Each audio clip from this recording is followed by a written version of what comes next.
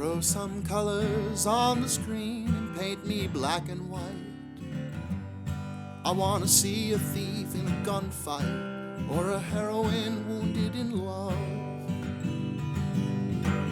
You can keep her lighted by an old flame left to frame, so I can read the feeling on her face, half in shadow, and know I felt that too. In danger and in love, you've got the dreams I was dreaming of. I've got 2 hours to pretend, so I'll watch a movie with a friend. Time's running sideways, and reality's gotta meet me halfway, so I'll meet it here again. Here's the Trading Movies Podcast with friends. Hello. Hi, how are you doing? Oh, Oh, sorry. I lost my train of thought. Hello, everyone. Welcome to the podcast. Today, I'm here with Chloe, who is an Appalachian TikToker with very cute cats. She makes videos around pro-union aid and mutual activism through caregiving with a background, and her background is in early childhood development. Chloe, welcome to the show. Hi, welcome. Thanks for having me. Absolutely. This is fun. So we've been mutuals for a while. Yeah, Chloe has some of the cutest cats you'll ever see on TikTok, which is a big competition. Yeah, it is. Yeah. I'm like, And how so- can I monetize that? yeah. I've wondered about that because I have we're talking a little bit off pod. I'm with my my brother who has 3, and one of them is like, I swear she's probably bigger than this, but she seems like she's like 6 pounds fully grown. She's like Oh. she's just so tiny, and Yeah. but she has like the funniest personality. I need to get her in more videos. Sometimes I put her in a little cowboy hat that like I have, and it's pretty cool. I haven't seen that yet. Yeah, I'll try and get a video of it, but they were selling these cowboy hats at PetSmart, and so I was like, I got to get one for Bella, as it is. Perfect. Yeah. She's very funny. She just drools. It's I think there's something probably mildly wrong with her, but Her teeth probably, they always have teeth problems. We've checked, her teeth are fine. Yeah. It's just she just like She's just a drooler. Yeah, she's just a drooler. Yeah, it was she was part of like this colony that was near my parents' house that had like various health issues. So we had to grab her from that. Yeah, so speaking of actually healthcare, so we were talking about that off the line as well, because just talking about if we could maybe both might move up to Canada, or at least like we'd like some, certainly in America it'd be nice if we had universal healthcare at some point. But the part I sent Chloe, I just did a video on Irwin, Tennessee, which is featured in one of the movies we watch. In the crazy history of Irwin, Tennessee. And if you haven't seen the video, they basically hung an elephant in public in like 1915 or something, or 1916, because it had accidentally killed a trainer. It was part of a circus, and it was like this crazy sordid history of East Tennessee. The part I didn't include in my video because I couldn't figure out where to do it in the like in the script of it is it's like my own personal experience of like suffering from lack of universal healthcare. I wanted to include it in the video, but like I felt so like it made me like lose my mind, because everything in that video, and honestly everything in these goddamn movies we watch, is like so cyclical, and it keeps happening, and like time is a flat circle. But like her having the elephant went on the rampage because a trainer prodded her in her tooth and she had an infected tooth. My own experience with that, I still have my wisdom teeth in because they didn't start hurting until I was out of like high school and in college, and on my mom's unfortunately shitty insurance, the wisdom teeth were not covered, so I just couldn't afford to get them taken out. And so like now I probably could, but it's almost just like a fuck you I'm just really saying fuck you to myself. But like every few years, and it has, knock on wood, it hasn't happened because I try and like be very diligent about cleaning them, but like for like 10 years, every couple of years they'd get infected, and it'd be the worst, most crippling pain. I don't know if anyone's ever had an infected wisdom tooth, but it is the worst thing. Like you can't even think. And it's like, it's such an East Tennessee, Appalachian thing, I guess, because it's like you get the wisdom tooth and then they immediately just try to give me like 40 hydros. Like they loaded me up with so many pain pills that like I didn't like this was like I had already like known enough because my family has like a history of addiction and all that to like don't mess with this stuff. Like I took like half of one of them and just did like Tylenol and Advil. But like I was like, God damn, it's like this even an elephant can't get a fucking tooth out. Yeah. And Yeah, I actually did watch that while I was waiting to go on here, and I was like, oh my God. Like, the whole time is a flat circle thing. I think it's like ringing more. Uh, Honestly, it's a little bit diluting some days, because especially if you like find homage in these stories that we'll talk about and that like we've kind of become mutuals over, you tend to realize that the plight never goes away. People just have to remember it. Like it's quite interesting, and I'm still trying to figure out where that like hole in history is where you have like kind of like that peaceful time where people forget why community is important. Yeah. You know what I mean? There's like a collective forgetting, and then we go back to this, oh, this is important. How do we maintain this? How do we even build it if we don't have it? And then looking back on like what our past has had to say and what they've gone through, it all rings so true.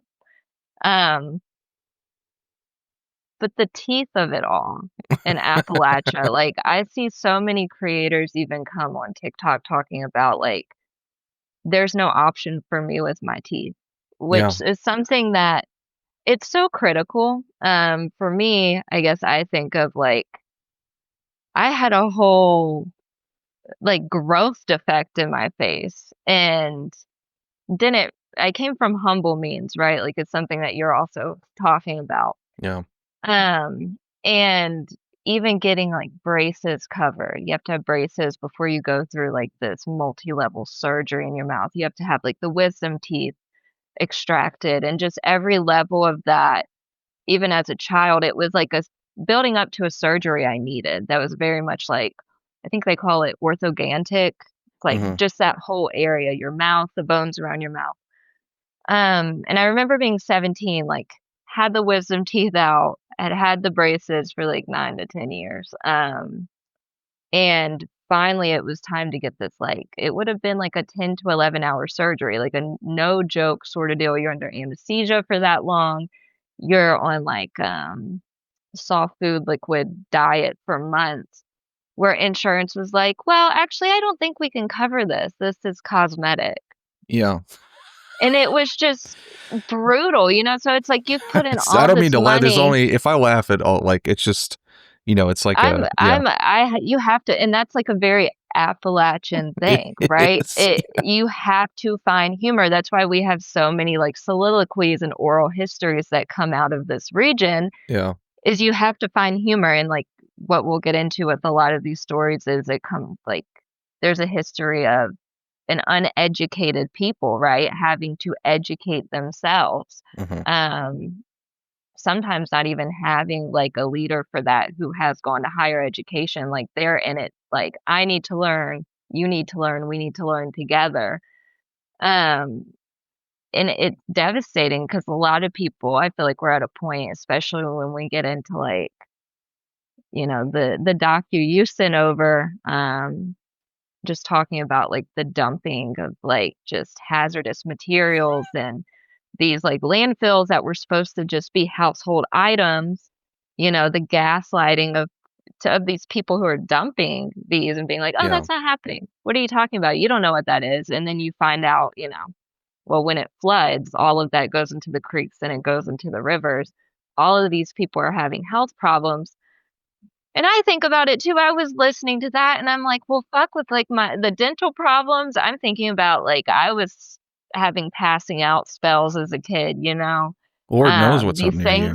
These things that they talk about in that docu of why they like were so adamant, these poor uneducated whites started becoming so adamant about land reclamation, knowing about what is indigenous, what isn't, what rights they have, the plights of the people in the land before them, like actually knowing the history of where they're at for the first time ever. And how much it's like you have to persevere through a lack of access to health care, right? Mhm. Your body feeling debilitated some days, like, gosh, the teeth of it all. Like, it does hold you down. The I don't teeth know of it all one is such a good, person, yeah, one person in my community I can name that isn't facing not having access to dental care. Like, not one person.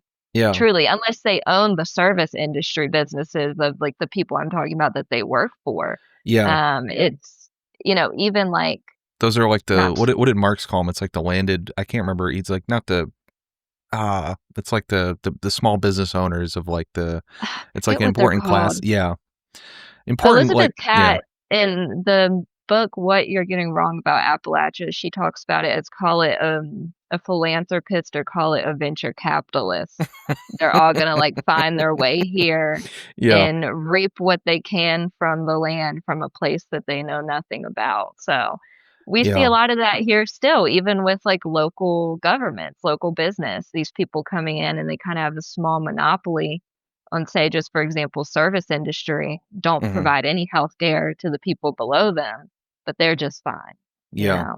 So It's it's so like I fucked couldn't up. name one person that's not dealing with some sort of healthcare mismanagement right now. And I know it's universal, right? We know it's all over the country, but it's like when you're from a specific region, where, like, for instance, the lady who helped write Dope Sick, I live in Roanoke with her, like, Mm. so it's, I see her around town and we talk, and it's like, gosh, Yeah. then when we get into access to healthcare, what pharmaceuticals are being pushed to you once you get that access? Yeah. Kind of what you were talking about and what leads into, like, the whole narrative of Dope Sick, right? So It's it's crazy. just, The so it's like, I think the teeth in general are such a good metaphor for it, because like that is like the thing. It's like, I mean, just I was thinking about, like, I, wrote like a couple of couple of notes on it, but I mean, it is like a thing of like the self-perception of Appalachians. Like I grew up halfway in Massachusetts, first like 9, 10, 11, 12 years of my life. Um, it was actually interesting because I grew up the first 9 years I grew up in Springfield, which is like, I made a video or two about it, but it's like most of my classmates were Black and Puerto Rican, yeah, and the I was like, it was few white kids in the grade, but it was just very working class neighborhood. I loved it. It was like Sesame Street. It was like growing up. It was so fun. But I just took it as like a given that like I went to it was the second oldest elementary school, I think or second oldest school in Massachusetts, this ancient building. yeah, And every winter, like multiple, like we had to like double up on classes and like move upstairs, like in some of our classes, because every time it rained, just the entire basement would flood. And so we just had to yeah, like, it would just interrupt school every time. And I was just like, oh, well, this is just what happens when you're at school. Everybody goes through this. Wasn't until yeah, like, I was like, oh no, that's just like, this is just no one give a shit to fix this fucking school. And, no, it was a great school aside from that. And like, um, I was like one of the early, like even my mom, kind of grew up a little bit, um, she grew up a little bit more, middle class, I guess, because her parents, my grandparents were geologists. So like she had a little bit. And so she, like the women in this movie, honestly, like I was thankful and fortunate because like a early, example of organizing, but she like helped organize with the PTA to like get a swing set. Like we just didn't have any like anything for recess at the school. It was just like a concrete thing. And so she yeah, organized with a bunch of the other moms and was like raised money and got like a swing set for the school, which was great, and like some playground equipment, because it just didn't have it despite being like there for 100 years, like in the center of the city. Um, but then, like, I moved to Amherst, which is like where my mom partly grew up, where my grandpa taught for like 3 years, and that was like more of a middle upper class town. It's like 5 colleges: it's UMass Amherst, Smith, Mount Holyoke, Hampshire College, and Amherst College. And it's like this much more upper class thing. I felt so alienated there because it was like a bunch of just like more upper class kids. But then when I moved to Tennessee, I was like expecting to I was kind of nervous about it when I was like 12 or something, because I was expecting to be like, well, I'm not going to know anyone. I don't like this. But like they reminded me of all the kids I grew up with. And it was just like, it was such like a cross racial. It was like, oh, it's poor. Like poor people are the people that like I kind of feel, yeah. poor and working class people that feel comfortable. It was Like, like they that's were, where the culture is. yeah, that's where the culture is. And This they were, is where the culture. it was just the same. It was just like, it was shocking to like have those sort of similar experiences, like I guess in inner city north versus south. But it is like I just think about like the specific expression of it in the South as it pertains to like the tooth stuff. It's like such like a self. I noticed that it was stuff that like a fair amount of like people that I knew and classmates, other people that like had these teeth issues or older people, they were so like self-conscious about it, and they thought like it like made them so that, like you saw in this movie, that they couldn't organize, or like that there was these other people that were like the ones who should be leaders or should be this other thing. And yeah, it's just such a crazy metaphor for probably all of Appalachia, just in terms of, Yes. it seems like just like kind of a unifying thing of like fucked up dental care, which is Yeah. terrifying. Yeah. And you think about like how that influences someone's ability to speak on their plight, or just speak in general, to be more expressive with their face, Yeah. to be expressive with their mouth. Like, you Especially want to now on hide. TikTok, right? Because you're speaking to Right. everybody. At least in Tennessee Mhm. or like in Appalachia, it's like, well, you might just be speaking to a bunch of people who might also have issues, so it's like everybody has it. But now you're going out to Yeah. the world, right? And it's like, It's scary. yeah, I didn't especially know for my women grandpa too, didn't. you know? Oh yeah. Yeah. People will comment some heinous things, like, and it's like there's something funny about that to me, you know? Yeah. Like, it's not, I don't know, you get it. It's not funny. I don't think, like, I think some comments are off the table for any humor, right? Yeah. But when it comes to like some of the things, like when I get a little more open and may like post more, because that's something, like, I don't know. There's a lot that goes into it. There's a lot that goes into it. Like, you go to school and you realize, like, especially being from Virginia, like, you go to higher education, you're like, "Oh my gosh, Northern Virginia got all of the funding." And then when you look into research, like, okay, is there any facts that back up this feeling I have? You're like, "Oh, I went to the 3rd most underfunded county school in the world, Yeah. it's in Virginia." So it's like you could feel super smart where you're at and then go to higher education, and people are still talking about you're from the rural South. How is Yeah. Southwest Virginia? Because, you know, Virginia is a really good example of like just like polar opposites in one state, because you It's have a the totally different capital, state. the very north region, and you have some of the most impoverished regions in the bottom of the state. In history, I mean, that hasn't escaped history ever. I mean, Arlington probably is as yeah. foreign to you, I would imagine, as like Los Angeles is, compared with like the experience of West Virginia, or like Western Yes. Virginia, not West Virginia, you know, like, because Yeah, I and feel the like same I about grew Nashville, you know, it's like I have Of nothing in course, so common you with get these it. people. Yeah. Yeah, you get it. Yeah, and like talking about, not to be bouncing all over the place, but like Not at I all. didn't even know my grandpa had no teeth until I was in my late 20s. Oh, Like, wow. you know what I mean? Like, he never talked about not having teeth. He had dentures. I go to the bathroom one day and I'm like, you know what I mean? He left Yeah. his dentures out. And like, I realized how much of like how he felt shame in that.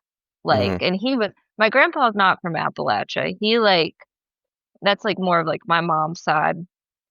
My dad's side is from like Lumberton, North Carolina, like more of like the flatlands coming like out of the mountains. Uh-huh. So he was more from like South Carolina, still came from like, I mean, worked as young as 9. Mm. And he was born in 53, right? So Yeah. we sometimes like forget how not removed we are from these times at all. Like, Yeah. that was not that long ago. 1953 was not that long ago. And a lot of, I mean, he would talk about some of the stuff that he went through. I wish I would have, like, at the time before he passed, I knew what I, like, was interested in, but I wish I would have sat him down and done more of, like, a formal interview, right? Because he had, Yeah. like, so much to say. But again, like, even his own, like, self-personified limitations got in the way, like, of what he was allowed to speak on, what he was educated to speak on. Like, he Right. barely wrote, like, he could barely write. He could read, but it's, you know, the teeth of it all. Yeah. And he was still, when he was old enough, it's like, I didn't know you had dentures. It was still not a thing you wanted to talk about for me, I'm very open, and I'm like, my thing is having to like reel it back in and consider that other people may not be as open, and that's like very much a trigger for him. And I have the context to like humorize my triggers and like more of like the history to go on my phone and look up the reality, say, of the place I grew up in. So if Yeah. someone's like, "Oh, you grew up here," it's like, well, here's the history. I survived, right? Like, Yeah. but it's like, he didn't really have that. There's no like plight that could have kept him grounded in his suffering. And I hate to say that, but it's like there's Yeah. no historical context to that in 53 or 63 when he's 10 and gaining consciousness and just, Yeah. able to go out in the world and figure out his interests, but he's put to work. So, Yeah. you know, I wonder how much of it's deliberate. That I think about that loss of context, because like one thing that's actually driving me fucking crazy in all this and like watching both of these movies. So just for the viewers, we watched You Gotta Move, which is a tremendous mhm, documentary. And we watched which was recommended me by the author of the book back there, To Live Here You Gotta Fight, because she had done some stuff on Harlan County, USA. And I emailed with her yeah. and she said, "Hey, if you like that documentary, you should check out this one." And so then knowing Chloe was coming on, I was like, well, she probably would like this too. And It was Chloe, phenomenal. yeah. And Sorry, you, not to interrupt you, no, not but at all. Well, yours was too, the Lynchburg story. I was sitting there watching it last night, just like, good fucking Lord. could And you that kind of, imagine being from here and being like hearing that for the first time, like, that and could we have can been get more you. into it. I don't, I mean, I'm not like I, trying to be insulting, but that like could have been me. That could have been you. That like, feeble-minded white. You get what I'm saying? yeah, Like that would have been me if I grew up then, well, wreaking havoc on the government systems. My so Medicaid ass. You get what I'm saying? Like, like I told way more than you can possibly probably, I mean, as much as you can probably imagine, but like it goes to the time as a flat circle thing. And like, so that like, I'm so upset watching more and more of this stuff about like, I don't know about your experience. None of this was ever taught. I'm 35 now. First time I'm learning about the Lynchburg thing. Uh, First time I'm learning about even the Highlander Folk Center. Like I had no idea that yes. like they trained Rosa Parks, in that the guy originally, like, not the guy who started this, Miles Horton, like he originally got radicalized because he was working basically in my home county, in Roane County, like, which I need to make a video about, but like it'd be like a 3-hour video on how fucked up that place is. Yeah. All love and respect to the people there, most of them.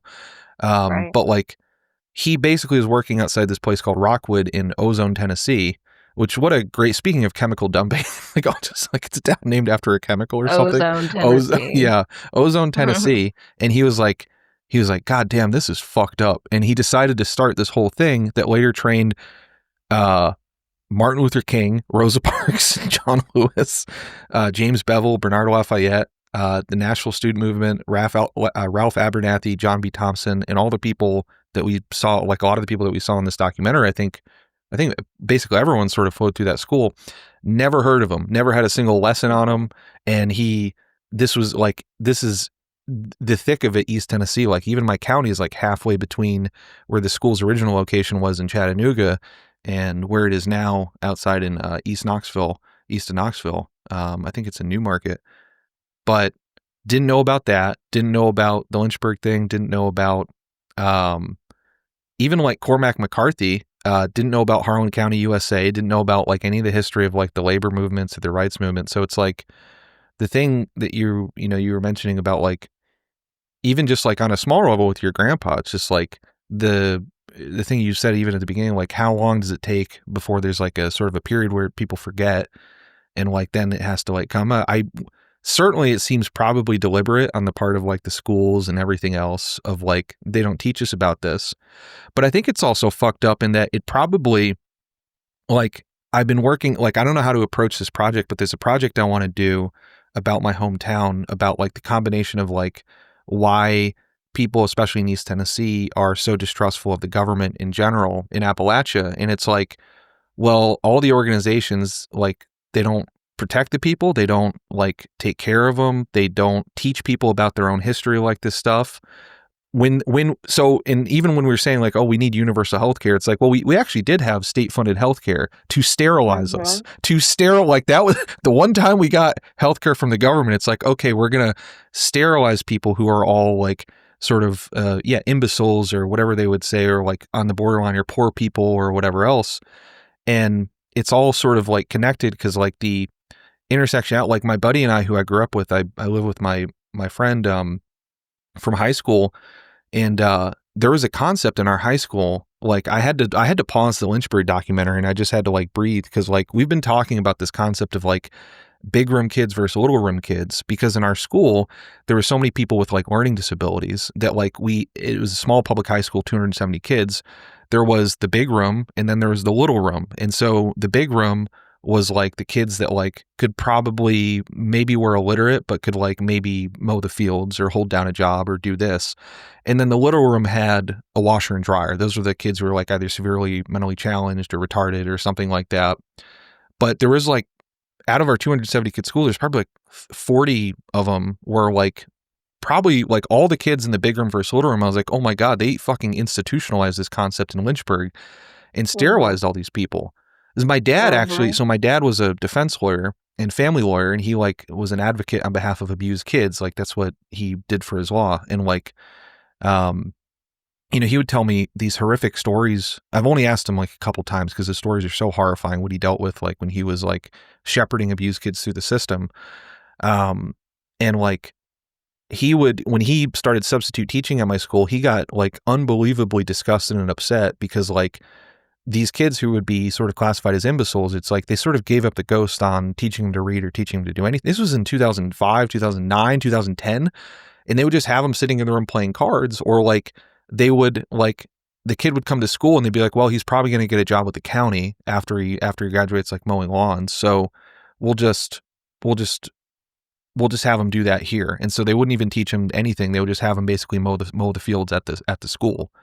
And so they like, would pick their destiny for them. Exactly. And hearing the stuff in the Lynchburg documentary, he's talking the way they talked about this category of people. I was like, oh my God, this is an official designation of like these people that are feeble-minded or morons or imbeciles or something like that. That's like, I went to school with about 40 of them. It's like, I didn't know, like it went, yeah, it's just like a whole category of people that's like, well, we're going to give up on them and we don't want them and we're going to sterilize them. And it was just heartbreaking. I mean, like listening to the story of like the main woman that was in the first woman who they sterilized her at like 11, and just the impact it had on her life. It's just like, she was, she was intersex, I think.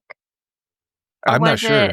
There was obviously thousands of people sterilized, right? But the first one at 11, went until 72, right? Yeah. And what's the main case? I think it's Buck versus Virginia or Buck versus Bell. Yeah. That lady didn't even know she was sterilized until she tried to have kids when she was married, which I'm sure you probably saw in the documentary. Yeah, she didn't know. They never told her. It's like, you're not only is it getting like, oh yeah, it's paid for, but we're not telling you either. But we're saving millions. The state is saving millions because you would have been on state assistance, right? But then you find out like a lot of these people, if they didn't get adopted out of the foster care system at 17, they were sterilized. Well, and where's that millions going if you're in Virginia too? It's going to Northern Virginia for like Northrop Grumman or something, so that we can then bomb some other part of a country with a $400 million missile. It's like one Tomahawk missile or something costs like, I don't know how many millions of dollars, or one Predator missile. And that's what, so it's like, I want to know where that's going to. Yeah, exactly. It's like, what benefit has that been for you? Because it's not for the people. Yeah. You're sterilizing them. That place is still up.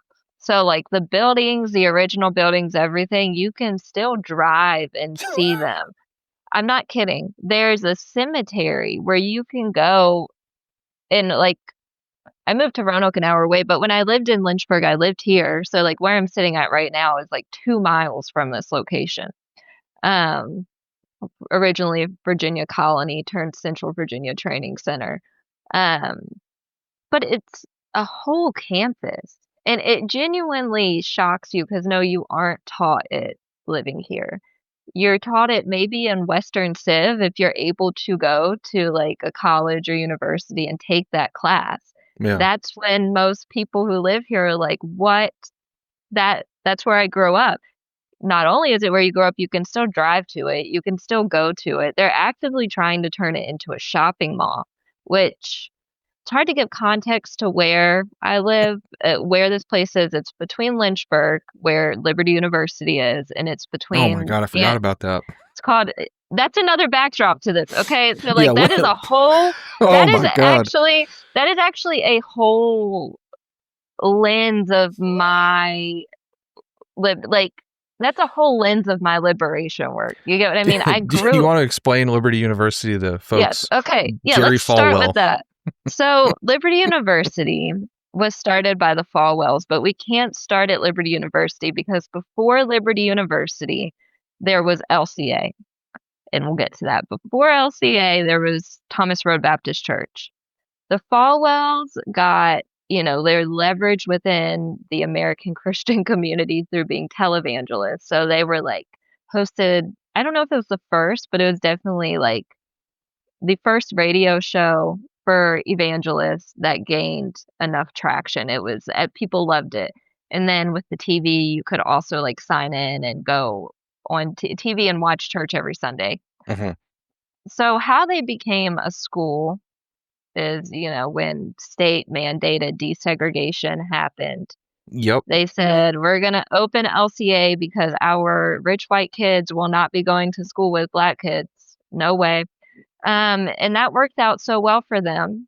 They opened Liberty University, which anyone who knows about like Christian university, we know that it comes with a huge tax break. At the end of the day, these families, they lose sight of what they started for, which arguably the Falwells never, they're like back burner Christian, right? Mm-hmm. They don't follow any practice of any sort of new age or old age Christianity whatsoever. I don't know how, doesn't matter how they can warp it. They're not following any sort of like moral based God. No. Because I mean, the school itself is trying to kick the Falwells out of being involved with because the younger one became like the guy on the Righteous Gemstones, basically. Yeah, so I mean, him and his wife are swingers. They got into it. These with are all 17 alleged. or I don't 18. know how much of this is, but allegedly there was a pool boy that they had. That is true because he came out and they allegedly. Like, he doesn't. We have to say sorry. Allegedly, there's a pool boy, and allegedly, there's also a great podcast, Gangster Capitalism, that's gone into the story, and also a couple different God Forbid on Hulu is the documentary. God Forbid, and then Gangster Capitalism. Yeah, so lots of just obviously they have their personal endeavors that are just as like non-consensual, unethical as what you see on like a grand scheme with Liberty and LCA. But I mean, that family siphons funds out of that institution for themselves. Mm-hmm. It wreaks havoc on the community because a ton of people don't have access to affordable housing. The Falwells allegedly siphon out like a ton of just like contracts and like opportunities, like business opportunities, real estate opportunities through people not affiliated with the school. But it's the age-old story of keeping the money in their community, whether they're related, whether they're just friends. Yeah. But I mean, that institution, aside from like Title IX infringements, which they've had to answer for on like a federal level, they've had like a civil case with students that they've had to give payouts to. And there's also allegedly some federal level cases having to do with grand schemes of like tax evasion, just like wild stuff, which you could only kind of think of like how that influences this community. Yeah. Just now with people, I used to be in schools and teach, and two of my students had moms that were RNs, and they couldn't even find a house that they could afford to rent in or get approved for. The lowest you can rent for here is around $1,200 a month, and it's like, you know, that Lynchburg is still written about as like low cost of living, Mhm. low pay. But that's not necessarily true anymore because we're having a huge problem with keeping locals able to even survive here. Locals whose ancestors were at the Virginia Colony Central Virginia Training Center, Yeah. that whole institution that was within like a Lynchburg story, that documentary. Because there were no payouts. I mean, like That I couldn't NAACP, believe. I mean, I could believe it. And yeah. I couldn't believe it. Like in the Lynchburg story about how um they sterilized. I think it's over 8,000 people, and Hmm. the most that the state offered was you could come forward. And a lot of these people are on like they're very rural, are on the edge, you know, of like they are like, I don't know what the right word is, not obviously feeble-minded, imbecile, moron, all the language they use are not the right words, but like these are people that are very rural. Often many of them have like learning disabilities, and the state said, well, if you contact us and we find your name on this list, then we'll give you some mental health counseling. Was the extent Hmm. of the settlement, as opposed like for being sterilized forcibly against their will and Yeah. institutionalized for years. Yeah. And then Yeah. obviously they can lump anything they want into there. They can call you whatever they want if they want you sterilized. Like, Yeah. because also like with, you know, the feeble-minded white, and obviously it first opened up as like, I'm pretty sure deaf and blind, you know, like back Hmm. in the day when eugenics was like trying to tackle deaf and blind kids and people with epileptic seizures, they thought like if they could just take away their ability to have kids or like honestly research with them in these facilities that they could figure out how to not have deaf, blind, and epileptic people, which we found out that's just not possible. Like, Right. you can't do that. You can't take that away. You can't eradicate it from like, you know, the human genome and being able to reproduce that. And then it turned into like once that was great, and the state was like, yes, this is going great. We're saving tons of money, which of course, you know, is during World War II when it's like, Hmm. what is that money going to? Like we were talking about. Yeah. Um, then they're like, let's throw in, I mean, of course, it was primarily Black women. They wanted to Hmm. sterilize Black women. Then it was, you know, your intellectual disabilities. Um, and I mean, and they could lump that into any mental health. Like, are you depressed? You Yeah. know, like, Yeah. are you experiencing some anxiety? Are you having postpartum depression? Yeah. Do you have Like, anxiety because we're burying 60 tons of chemical waste and yeah, strip mining your mountains? And so then you're seeing yeah, just giant vats, like barrels yeah, of, of chemicals go like, by your living room. Like that would give me some right, anxiety, you know, just a little bit. I right. guess then they'd sterilize me. No, literally, foster children. And what I've noticed is that this has created people who would have been like the kids of that generation, right? You hear a lot of anti-union rhetoric where I'm from some elders. Like Hmm. you hear a lot of, you know, the whole like anti-dependency state. So corporate welfare, anti-corporate welfare. There's, um, you know, a lot of like, you're wondering how could you come from this place and have that ideology? Yeah. Yeah, you know, and I'm losing my train of thought a little bit, but No, I I think totally get it. Yeah. it comes from like the fear. Here I am. I'm back. It comes from like the fear, I think, of, you know, like what if I am to reach out to like get state welfare, Medicaid, They might food sterilize stamps. you. They might like their past elders, their ancestors, when that happened, it was met with mass documentation and a list of where you're going to be sent next. Yeah. You know, the anti-union rhetoric, a lot of it you hear kids who are like, because of the union, my dad became an alcoholic. You know, my dad became this, my dad became that. And I think there's an argument there that has to do more so with what are the after effects of working, you know, getting black lung, Oh, yeah. having to, you know, maybe you're gonna blow up in the mine the next day. I mean, the Sago mine, like, explosion was just in 2008. So when we're talking about, like, 1950s, I mean, Matawan, what, like, 1930s, Yeah. right? Harlan Yeah, County. yeah. Yeah. The Cold So War is it's like 1910s, 1930s. right, Mattawan so was when you're 1970s. right, so it's like when you're thinking of that, there is going to be some grief Mhm. after these things. And obviously when stuff is constantly happening, when it's like, this wheel, like the wheel of history is flat, like it's like this Yeah. feels like amnesia every single day. When you're also trying to heal from your own plight, you do get these narratives of, healing is not perfect, Mhm. especially if the healing is coming, you know, sometimes from a white man Yeah. who is going through liberation work internally and externally during that time period. Maybe it does look like chronic alcoholism after. And, Yeah. the kids will see that as what they hear on TV. The union did that. Yeah. Like, the union made them too comfortable. They don't have to work. And it's like, there's still actually, even after the union came for the mines, there were still horrible conditions that continued to Oh happen. yeah. There's still long work weeks. Like, it's just, baby, there was a cap for once. Yeah. And to them, to some families, and also, even if your dad's a part of the union and a coal miner, maybe he is abusive at the end of the day. Yeah. You can't make an, you Yeah. can't, the people are going to be who they're going to be, uh, even if they're involved in a lot of these like movements, right? And I do think with all of that, it doesn't look pretty sometimes when that person comes home, and that has created this narrative of people who, at the end of the day, have the same morals and ethics, but how they want to go about it is different and also not what I really agree with.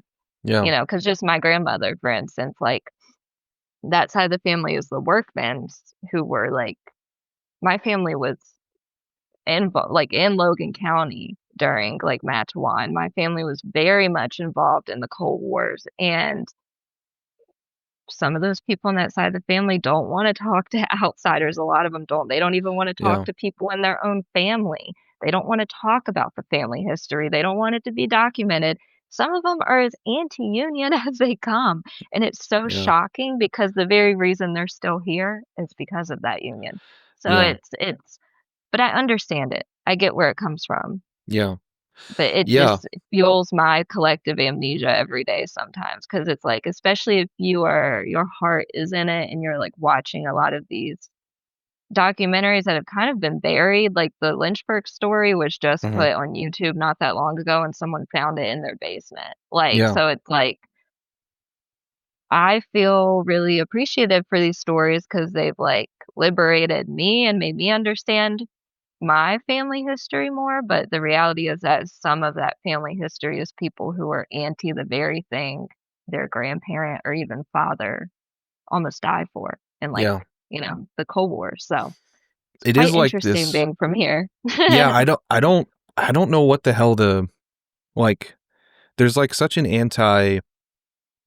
It's like a mix in Appalachia, at least in East Tennessee. My experience of it is like there's a mix of that anti-authority, like casual anti. It's like a casual anti-authority, anti-welfare state, anti-dependency, anti-government thing in a way that you'd be like, well, these people surely should at least be like left of some kind. Like they should be, Mhm. and you had like probably you have like certainly like some general tradition of that. Like I remember in high school, like we still had a Democratic governor, and like there was just like I remember some of the teachers that were very right wing were just like, well, I'm part of the teachers union, and my dad told me that like Democrats are good for teachers union, so we vote Democrat for governor, but we vote Republican for everything else. Like that was just sort of the Yeah. simple way they kind of looked at it. Um, but then in terms of like the impact, or like we like the whether it's like the sterilization, or um I think of in my hometown in Kingston, Tennessee, you probably might not know about this, but the largest environmental disaster in United States history happened in Kingston. Most people don't know Whoa. that. No, I um don't. yeah, it's crazy. It's What like was it? Was it a uh flood? it was Sorry, a that's like coal it was a crazy. no, it was a coal ash spill. We had Wow. formerly the world's largest steam plant, and in 2009, I believe, there was the Kingston fossil plant coal fly ash slurry spill, and it was 1.1 billion U.S. gallons of coal fly ash slurry. So like when they do this, like when they do like coal plants, and steam plants, coal steam plants or whatever, like they put it in these big retaining ponds, like the byproduct, this like big like sludge. It's basically just sludge. And they put it in these ponds, and of course they put it right adjacent to the Tennessee River. So one day they didn't store it properly or whatever, and it basically split and causes massive like landslide of like 1.1 billion gallons, 4.2 million cubic meters of coal fly ash slurry that just went into the Tennessee River, which then flows into the Mississippi and everything else. The Emory River and Clinch River, both tributaries of the Tennessee. It is the largest industrial spill in U.S. history. And again, I had to take a minute when watching this You Gotta Move documentary, because I just I just made the video about Irwin, and I had no idea about it, because like that was just something I missed when I was sort of researching everything that went on in Irwin. That in Bumpus Cove, which is like, you know, they were saying like, oh, we noticed it because there were truckloads of stuff, basically, like that they were toting to this landfill. And when the spill initially happened, like the TVA, Tennessee Valley Authority, which is like this federal authority that like is, I think, quasi-federal authority that was like responsible for basically bringing electricity and power and damming up like the Tennessee River and the Tennessee Valley in East Tennessee. And a lot of people don't know, even like East Tennessee and probably I would imagine parts of Lynchburg, like didn't have electricity till like the 60s or 50s or 60s. Like it's pretty late developing that way. So the TVA came in and did all that, and there's all sorts of controversy on that I can get into. But when the coal ash spill happened, they hired a bunch of workers to tote the stuff off in trucks. And they had said at the beginning, like, oh, it's not toxic, it's just coal ash spill, don't worry about it. But some environmentalists, of course, are like, do not believe that, because like what happens is like there's thorium and like it's not toxic. Like it's just like, it's not toxic. sorry, Yeah, don't worry about it. Yeah. Let's just take a moment for that. Like coal ash is not toxic, y'all. Okay. Yeah.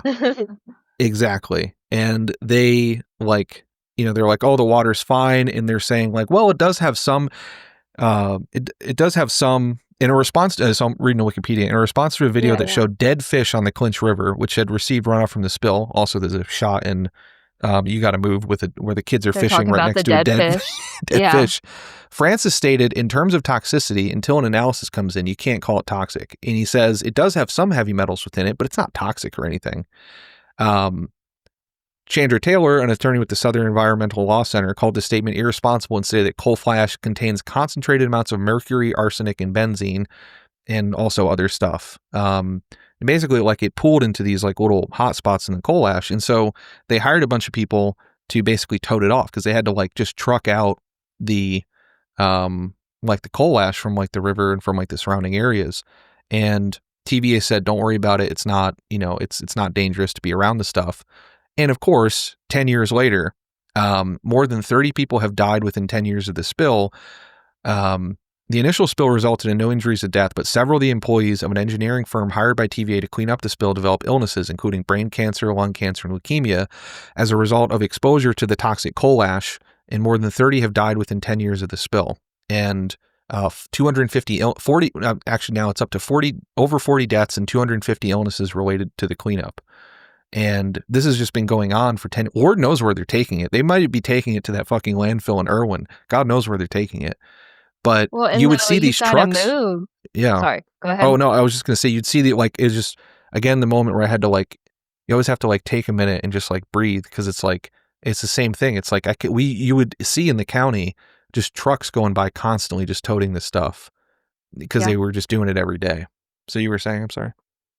No, and like you hear that, and You've Got to Move, like towards the end, there's like 3 ladies talking about how like getting involved in this work was so important, because she's like, I didn't know who I was. I was just a housewife at 14. Oh, yeah. Right. And they're talking about, you know, she was like, until doing this work, I didn't realize that the toxins that they were no longer dumping here because of what the work we did, they're going to take to Guatemala and then use it to grow the food that's sent back here. And then I buy the banana for my daughter.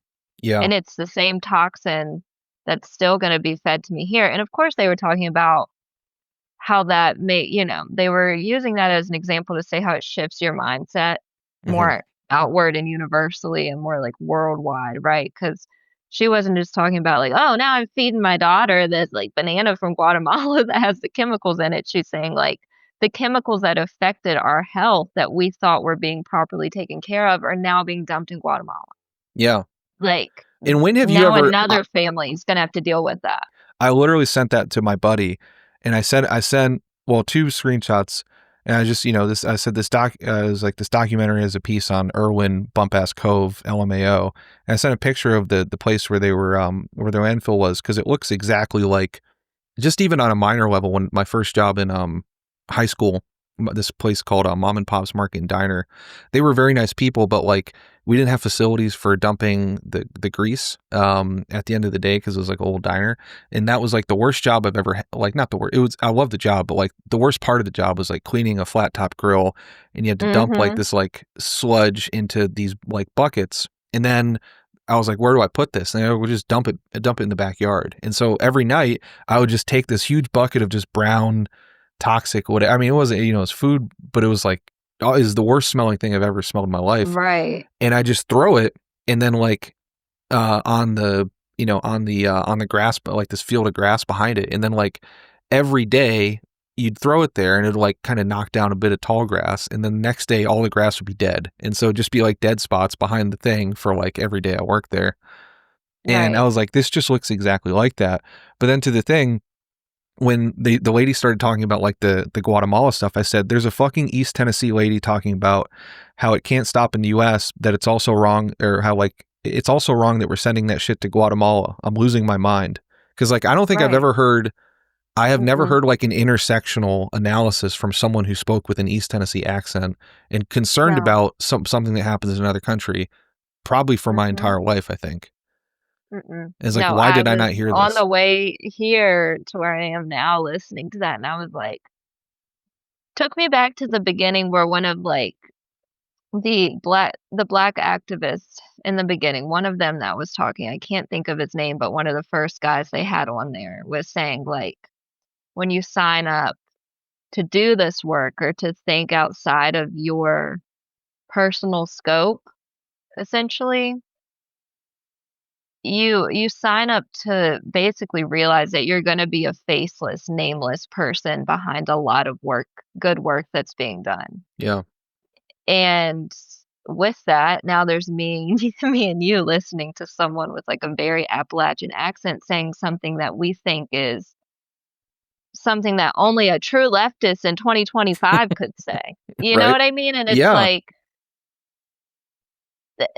that was a long time ago. I mean, we're talking about in terms of history, not that long ago, but people would be shocked to hear that. And I think that's part of the reason why a lot of these pieces of film or documentary are like not always praised, hard to come by, kind of covered up.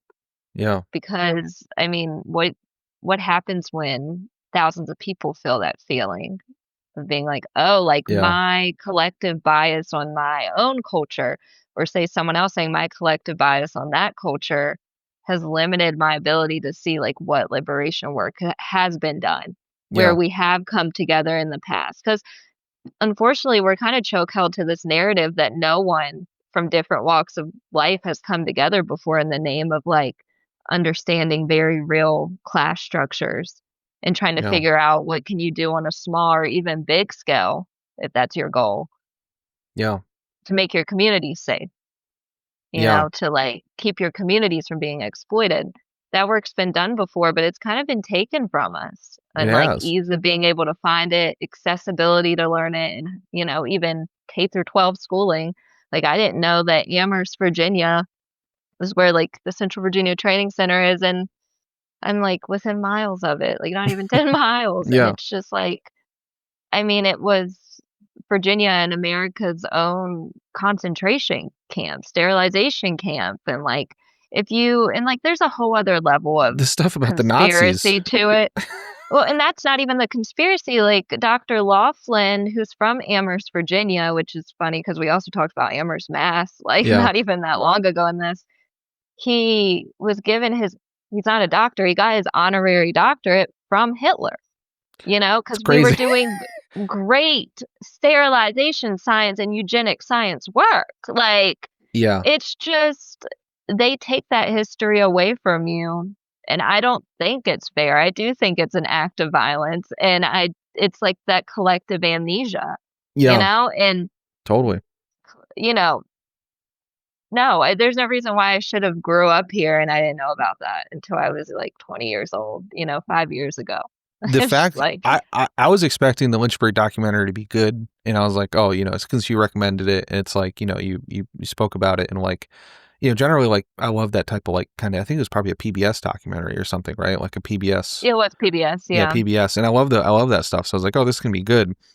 But finding out that like, oh, the Nazis literally took inspiration from sterilizing people in Appalachia, like that's Mhm. like as like a, my mom's side is Through the OG field study. yeah, Like, my mom's side is Jewish, and like thankfully my they got out my grandpa's side and all that, like they got out before I think they got out of like where they were, but they were all from Vilnius in Lithuania, yeah, in the Pale of Settlement, which is like where most Eastern European Jews were from, and then got insanely holocausted.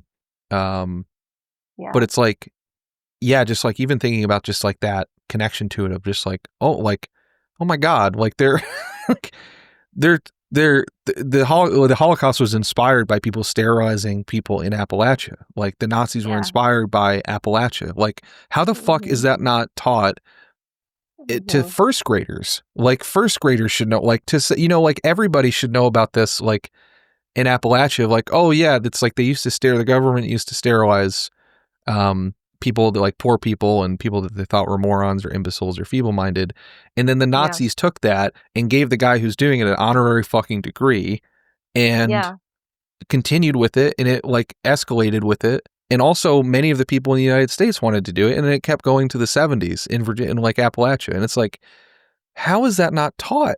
Like, how is this a thing that's like there's like parts, like I tried to watch, I think it's the copy you sent me, the best like quality I could find of it, but like there's mhm, a few scenes like missing, it like goes black, like there's like a fuzz yeah. on it. It's like, I want to know what's under the fuzz. That's what I think. I'm like, what parts have been taken out of this PBS documentary? yeah, what are they Like, where hiding? did it go? Like, because I've Yeah. already seen enough that's pretty bad. Like, obviously, it always gets worse. But it's How is there like, not a statue of that lawyer? How is there not like, I don't know. how is there You not, call yeah, and you ask. I mean, I've called up to like, because like Lynchburg, a joint Madison Heights Amherst Lynchburg City Council came up with a plan to turn it into a shopping mall. It so hasn't happened yet. Like I said, it'd be so comical for you to be in literally BFE and try to think that there'd be a shopping mall here. It goes back to they can't get rid of this because it's a historical site, but they do not want people knowing about it. yeah, So you call up there, and for me, my question was like, what about the cemetery? You're just gonna have a shopping mall with a cemetery beside it. Like, what are you gonna do about the hundreds of people that are literally buried there? yeah. They don't even give you an answer. They're like, who are you calling for? What news station are you calling for? So it's like, what if I just had a family member that was in there? What if you're just a concerned And citizen? and that's the thing. They don't No. expect that's to the point. They don't expect anyone from around the area to know about it. Yeah, That's why they're immediately like, who are you calling for? What station are you calling for? yeah. Like, and it's like, actually, I'm a resident and live a mile away. And I actually like my thing with the cemetery, and this is when it gets into like alleged and stuff, because they kept significant death records for that place, but the death records come in patterns. At the end of each month and the beginning of each month, about 50 people gone around the same 2 to 3 days. So my mind is like, what's going on? Hmm. People don't die like that, unless they are being systematically taken out. Yeah. So I would go to the cemeteries a lot just to kind Wait, of can you say that again? Because they died, how many, they died like so every couple days? if you go and look, so the dates on a lot of the markings are like sometimes as early as 1808. There may be one that's like, I'm not going to say there's any like late Sure. 1700s. I think the earliest would be around 1808, early 1800s. When you look at the death dates on the gravestones,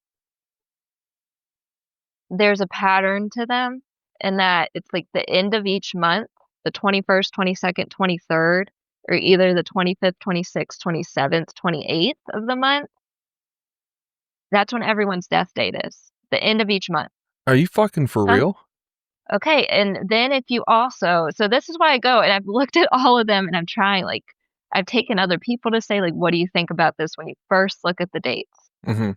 Always is, why is it always at the end of each month? Each month, about 25 to 50 people.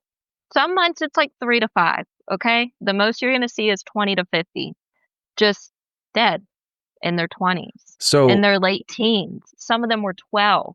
Some of them were in, I'm not talking about late age death. I'm talking like ages all over the place. So for me, this is the stuff that's not really written about. I'm not going to say it's not, but you're going to have to dig for it. Maybe I would need to go and take a few classes where I'd have access to certain professors in the community, stuff like that. To me, when you're relating this to Nazi Germany, the Holocaust, mass extermination, I see something else going on at Central Virginia Training Center beyond the sterilization. that's fucking crazy. It's alluded to in the documentary a little bit. It's alluded to when you get into more of the deeper readings on this place. Mm-hmm. But 1800s, for sure, there was something going on, extermination at the end of each month. I mean, kids as young as like 12, like the bulk ages, 17 to 25. Yeah. I mean, and like, so. Are you familiar with like, sorry, I didn't mean to interrupt. Go ahead. No, that was kind of like my whole point. Like that gets into like the more of like the conspiracy, there's some truth there, but I can't say it's full truth because I wasn't there, and you're not going to find anything written in, they were exterminating people at the end of each month, or, anything like that. You hear about the sterilization, but when we're talking about it's always worse, that's where I think it was worse, and it's not written about. So, especially if you're having Hitler pay homage to Dr. Laughlin, who's coming up with all of this. Are you familiar with like Benford's Law or the Last Digit Law? I don't know if you ever like. Maybe, but can you? So as far explain to me. If you're a statistician out there, I'm an amateur one, so apologies if I'm getting this wrong. But basically, like part of the way they tell election fraud and like fraud in like accounting, like if they're doing like tax investigation or something, is by examining the last digit or the first digit of like sequences of numbers. So if you have 100 random birthdays, then it's likely that the numbers, I think there's like if you had like birthdays, right, it's like the last digit should be generally relatively, I think it's either uniform or it should be like have some pattern to it where it's like it should be like you would generally expect, probably getting this wrong, but like to have like as many 11s as you do 12s, as you do 13s, as you do 14s, because like there should be probably not a pattern for it. So they can do this when like when they're investigating like voter fraud, or if you're investigating like accounting fraud. People, when they're manually entering data or when they're doing something that would specifically skew the numbers, they'll enter in like, oh, this guy's ID was 11112. This guy was 1114. This guy was 1112. This guy was 12342, 12344. Like they'll have like the last number of it in a way that is statistically impossible, basically. And so you can tell if you're looking at like a data set that it's like, oh, there has to be some other explanation for these patterns of deaths. And so if you're looking at the if you had records, or if you could like map the actual dates on the tombstones, you're basically like, and you're saying, well, these all happen on the 25th, 26th, 27th, 28th. You could prove it statistically, probably pretty easily, that like there's something else that went on here. Maybe it wasn't, necessarily, purposefully, purposeful killings or something like that. Yeah. But what other explanation could it be? Like there's something's being falsified, even if it's just the dates and they're like, oh, we didn't even give an F to write down when that person died. Like we'll just put this date. Yeah. Something's going on, because even like someone who isn't like a statistician, who doesn't is showing up and it's like, there's a pattern here. Yeah. And that was with me. You That's got to crazy. remember when I first went to the ground was when I like first started researching this stuff. So because it was so accessible to go. I'm not like just going like already researched all this stuff. Like in the flow of the research, I'm going. So this is stuff I'm realizing before I'm even looking for it, right? I'm Yeah. like, it's just bizarre when it's right in front of you. It really is crazy. I mean, not knowing about the Highlander stuff, not knowing about the Lynchburg stuff. Yeah. Highlander is a whole other level of just like, that's like on the opposite end of the spectrum of like, it's not even, Lynchburg story, like dark shit that you need to know about that you just don't know about even growing up here. Highlander school is like some of the most amazing trainings, nonviolent resistance work that, we could even be doing right now. That's Yeah. kind of just been frozen in time to that time period because so many people, like you're saying, you grew up around there, like, just don't know. You don't hear Yeah. about it. Yeah. Yeah. I mean, it's literally probably 30 minutes away from where I live and nothing. Just, didn't hear anything about it, anything about Miles Horton, anything about the training, anything about all of it. Yeah, it just, it boggles the mind, I guess. Did you, so I guess like, did you, so you went to, I can't remember what you said, something like some stat about your high school. Was it like the poorest or like something high school, or it was the, So, yeah, so Campbell County Public Schools was where I spent the majority of my time. Halfway through high school, I couldn't graduate, but I'd run out of classes to take. So hmm, then I transferred into Lynchburg City Schools. The county school system I grew up in is at the time I graduated, the third most underfunded in the country. It was Campbell County Schools. underfunded, right? Um, yeah, third most underfunded. So I guess ranked 3 in poorest. But yeah, and you even talked about like the flooding and that we didn't have so much of the flooding. It was more so like no AC, Yeah. no heat, like that sort of thing. Even and that's like 2000s. Yeah. And but yeah, then I transferred to Lynchburg City Schools, and that was really interesting because Hmm. I mean, I don't know enough about. I worked in city schools. I spent my last 2 years in a city school. Um, it was quite interesting. I mean, the with the city school, you get like some of your richer kids, Hmm. but you're always getting an influx of kids that grow up downtown. Hmm. Um, and there still is a lot of, I'll put it this way. In the Campbell County school I went to, everyone was around the same like income bracket. There was no, what I would say, like, and in a lot of ways, I don't think it's ever self-segregation. I Hmm. think that there's a higher power at play for why kids will self-segregate. You know what I mean? Hmm. Like, but that didn't happen in my small county school. We had blacks, we had black people, we had white people, we had, Latinos. That was pretty much the demographic makeup of my Hmm. school. All everyone was fine. Yeah. Communication was fine. I mean, everyone was friends. And when I transferred to Lynchburg City, that was drastically different. Like, Yeah. I don't, and again, I only went to a city school for 2 years, but I will say, like, it, I wasn't really talked to. I mean, and then, like, the city school I went to was a lot of the white kids that went there, their parents, because of the district they grew up in, were doctors Hmm. or lawyers in the area. And there was just like when I went to college, like there was a resistance to talk to you just based on the way you talked. And Yeah. yeah, it was only like 30 minutes difference from my county school to my inner city school, but the way I talked was different. Oh yeah. That resistance I never got from like who they would have labeled like the inner city kids, right? I never got that resistance from anyone else. It was Yeah. just smooth They were probably used communication. to it as well. Right. So it's like it was so interesting. And like I was an avid reader as a kid in a lot of ways. I didn't know much of some of the history we're talking about right now, but my heart within like liberation and workers' rights was there in high school. How'd you Like get I into was that? um What's wrong with you? no fucking clue. I don't know. I think it's Why are you not anti-union and all that? I wonder about that. Like, why is it certain people, and, is there like a particular moment that you remember just being like, this is fucked? Like, this is like, gosh, I mean, while you're I thinking, I think can kind of tell you, oh, go ahead. Sorry.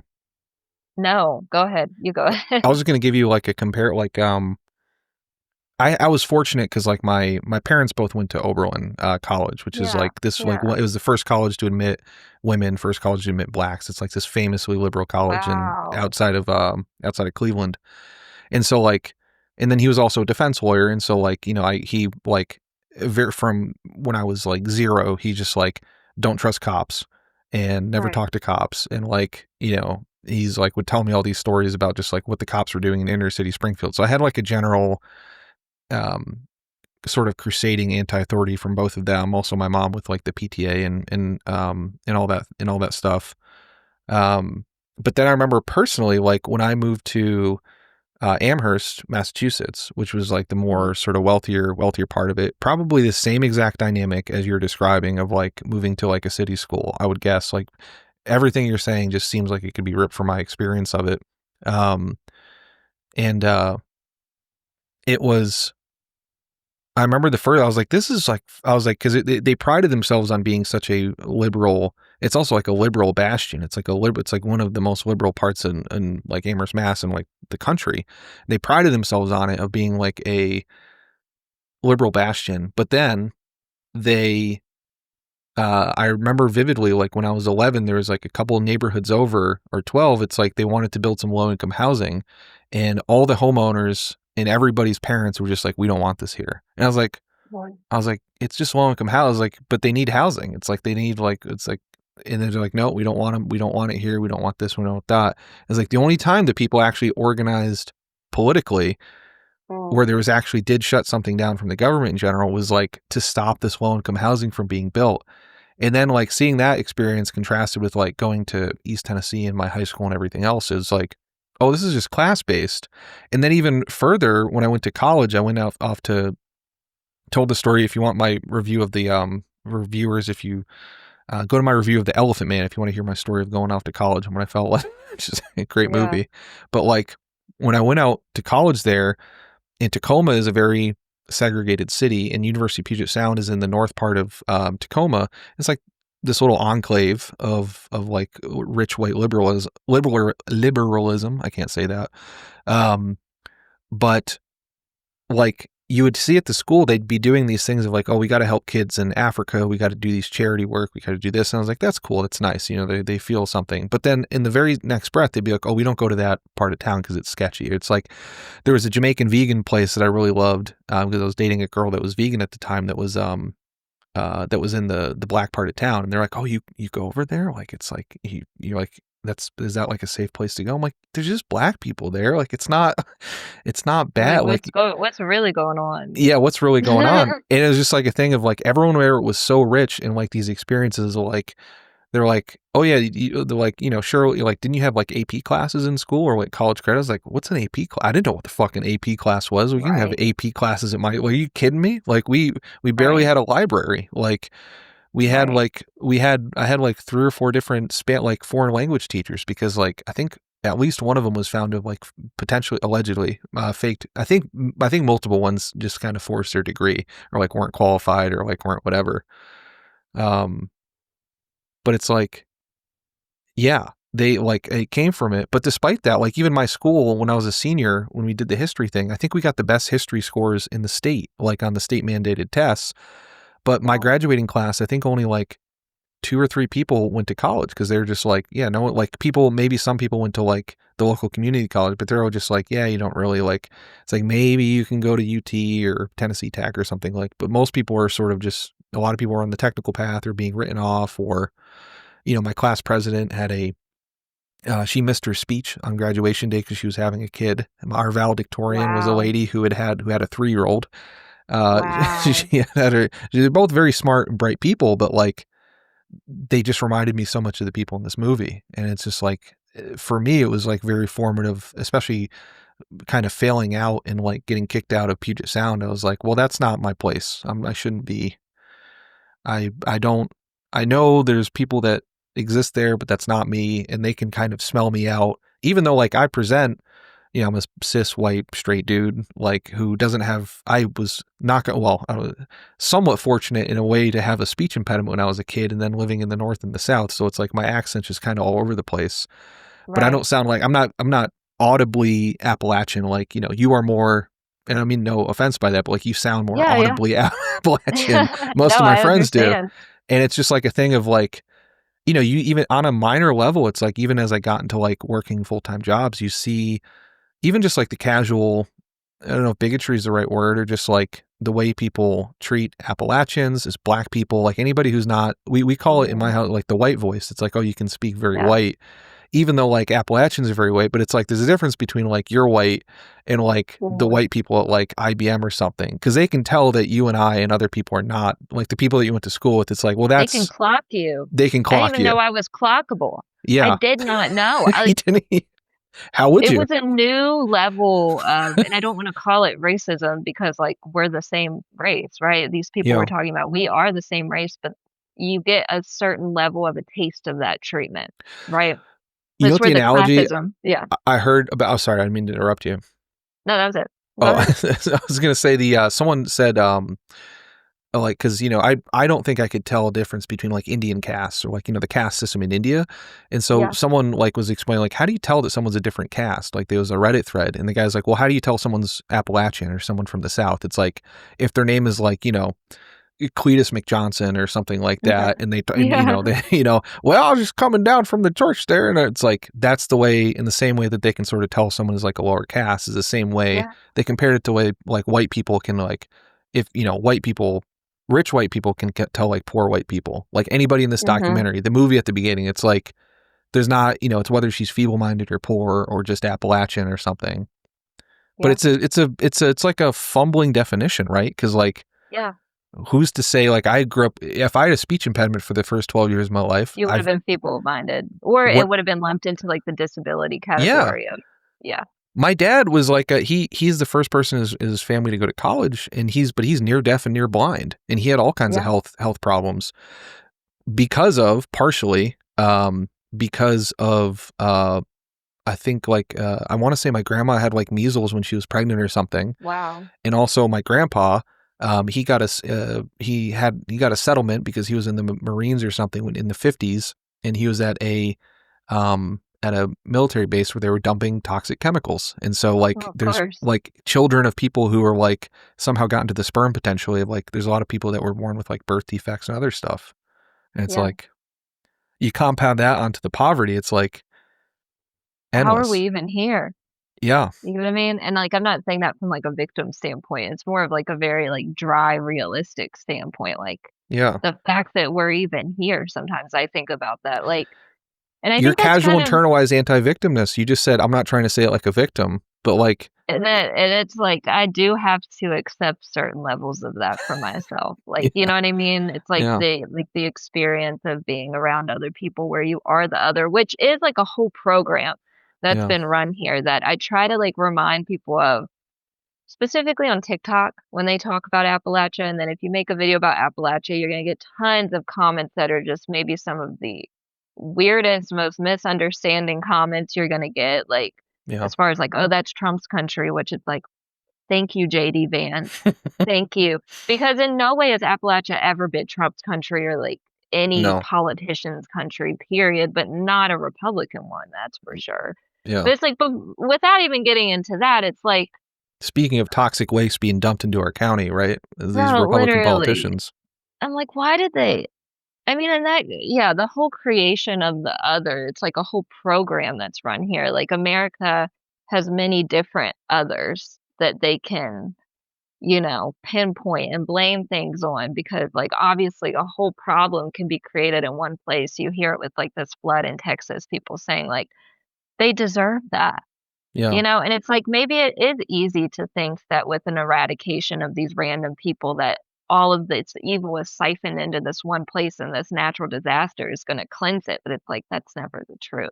Yeah. So I think, and I kind of lost like my like thought process of where I was even going with About that, but others and like, yeah, it's hard. It's it's a like there process. is a sociological concept of the creation of the other, and that's kind of happened within Appalachia from other people's look on it, but also with Appalachia's look on other people, Yeah. with others that enter their region. Because I don't, at the same time, I don't have this overarching narrative of like, we're a region of all loving people. You're not going to find that Yeah. anywhere. And I'm like going back to like what liberated me, like so young, or what like opened my eyes to these certain things. I think it comes from like being from this area and also being othered, you know, Hmm.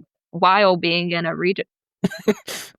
You get the apple, you got the Yeah, balloons. Yeah. while That's so being in this I'm being region. othered. I'm being othered, Yeah. hooray. It's like while being in this region, you unfortunately are kind of being othered by other people who are probably being othered by other people. And it's like this whole thing. And like, I Yeah. think, but if it has to go down into like the things that have kind of liberated me are saying like, one, when I was first able to understand the class difference and like Hmm. when it comes to genealogy, like, right, how far your family's been able to go compared to other families. Yeah. Equity versus equality. I think like growing up in a region where everyone's a little bit, I mean, granted, you can get into like we are saying, like county school versus city school. I grew up in a region that, although there's a lot of different looking people, we all were around the same income bracket. So when injustices happen, like, you know, racially directed injustices, even like amongst kids that might just be repeating like BS they hear at home.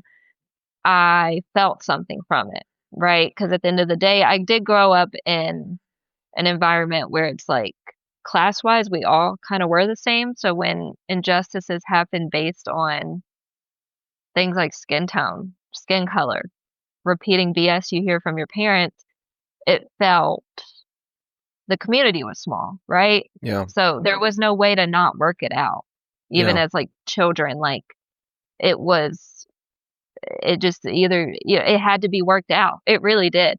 That is not something I saw going to like city school, which thank God that was like later in life for me because I really do love like the county school experience I got and the Yeah. people I was around and like, um, I don't know, a lot of it also comes from, I think, like, gender-based violence with me, which is a Yeah. lot more universal than just Appalachia, right? But you're gonna Yeah. see it in Appalachia. You really are. Um, Well, you really want to so go crazy on the history of it. This is one of the movies I was going to recommend. I actually just randomly watched this last week. Was yeah. don't have a cover for it, but it's What is it? How Green Was My Valley from 1940, which is a John Wow. Ford. You'd probably, I don't know if you've seen any. Have you seen like The Searchers maybe or the Grapes of Wrath, like the old version The Grapes potentially? of Wrath, yeah. Yeah. Mhm. So same guy. Speaking of class base, what a Yeah. tremendous movie. Yeah. Um, John Ford is like known as like the he's like a very Irish. He's a very Appalachian Irish American director. It feels like he's just he's like Irish American, but it feels like in a way that like just like grandparents in the area sort of feel like because he's like coming from he's like very nostalgic towards like Ireland. But How Green Was My Valley is like a um it's just it's a slow story of telling the story of a coal miners, but it's in Wales. It's just Welsh coal miners. But it's like you look at it and it's Wow. like this could be it is Appalachia. And all those Yeah. people descended and like in literally a couple of them in the movie moved to America, presumably settle in East Tennessee or East or West, Western Virginia or Kentucky or Appalachia, wherever, and Yeah. probably do the same thing. And it's just literally it's just a story of like coal mining in um just like the lives of this one coal mining family, and it wasn't like the best picture and stuff, but like it is like they go into a lot of that yeah, I don't know, just sort of like seeing it, I guess. So we're talking Chloe was yelling and being cruel to me offline. No, we were talking about like she was relaying her experiences to me of being a caregiver and working with autistic children. Obviously, cause very close to my heart. Shout out. Basically, he's my nephew. Big T. Yeah. But with all the Medicaid cuts and something. So do you want to like recount your thoughts on that, or? Yeah, so, just talking about a Lynchburg story and how that affected people who were deemed disabled, deemed, mentally inept, what you would call like SPED these Yeah. days, special education. Um, my background before doing like in-home family support through like mutual aid, like pay me what you want, we can do trades, was working for family support agencies, which could just be called a counseling agency. But when you do family support, a lot of the times it can look like going in and doing something as simple as teaching a parent training on, how to reinforce your child who can't talk, requesting for a certain toy. Like, how do you show them, can't think of the word. How do you like reinforce them? How do you hype that up, right? Because for some of these kids, it's something I like cry about in private, but a lot of those services are funded exclusively through Medicaid, right? Yeah. And that's the reality of a lot of these families. If you have a child who is autistic, who might be level 1, level 2, level 3 autistic, say they have a certain behavior set that gets in the way of their ability to live comfortably on the day-to-day and their children. So they're allowed to like learn coping mechanisms. They're allowed to learn skills to help them with those certain behaviors. We all have behaviors that are both like detrimental to us. I've had my own and have had beneficial behaviors that are like part of my strengths, just like any kid with autism is also going to have that. Yeah. But the reality with these families, no matter what their life looks like on the day to day with the children that they have and the amount of support they may or may not need, is that it's solely funded through Medicaid for a lot of these families. Yeah. And why? It's because their child has a disability, like a state disability, and they're able to get that social security in, those social services in. And even with having that access, they're still on the phone every day, arguing to their provider, no matter it being Medicaid, about, why isn't this medication getting filled at this time? Or say you have a child that doesn't do well with taking medication, but really benefits from the medication they take, and they miss a pill because they spit it out or something. You know what I mean? It's like, you're not going to get that medication. And already with having Medicaid, right? There's already these like access points. You have Medicaid that still you can't get through.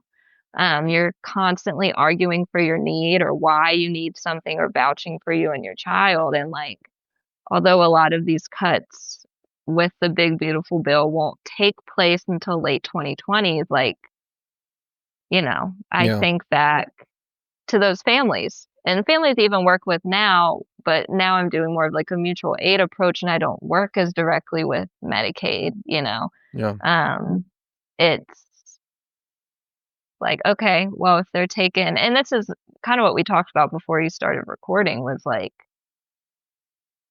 yeah, you're offered Medicaid, it's taken away maybe. I mean, I don't think for all of these families, but the access point is going to become a lot harder. Certainly rural no matter hospitals are going to if get screwed by them. Yeah, so it's like people like to write off these excuses of, oh, you're complaining for no reason, but in reality, that's not true at all. And it's dismissive and it's gaslighting, and I think it's people living in that It's the same. where It's the time is a flat circle. It's the same. No, these trucks are okay. There's no the exposure's fine. Don't worry about what's going in the river. It's not dangerous. There's no chemicals. You're fine. You're just passing out. Your kids are passing out. You have no idea what's going on. It's just God. Yeah. And I think that contributed to talk about it like the whole ep, but like that the casual distrust of like people have of government. You mentioned something. It's like, It's like, is the alternative that they just are going to end up going for is just sterilization or something? And I certainly think that's in the back of their minds. I think if they could, they Yes, would. Absolutely. they would if they could. Absolutely. And I think people know that. And I think about, it's actually also the discussion about like intersectionality. It reminds me of the stuff that I'm sure as a woman, in the South, and,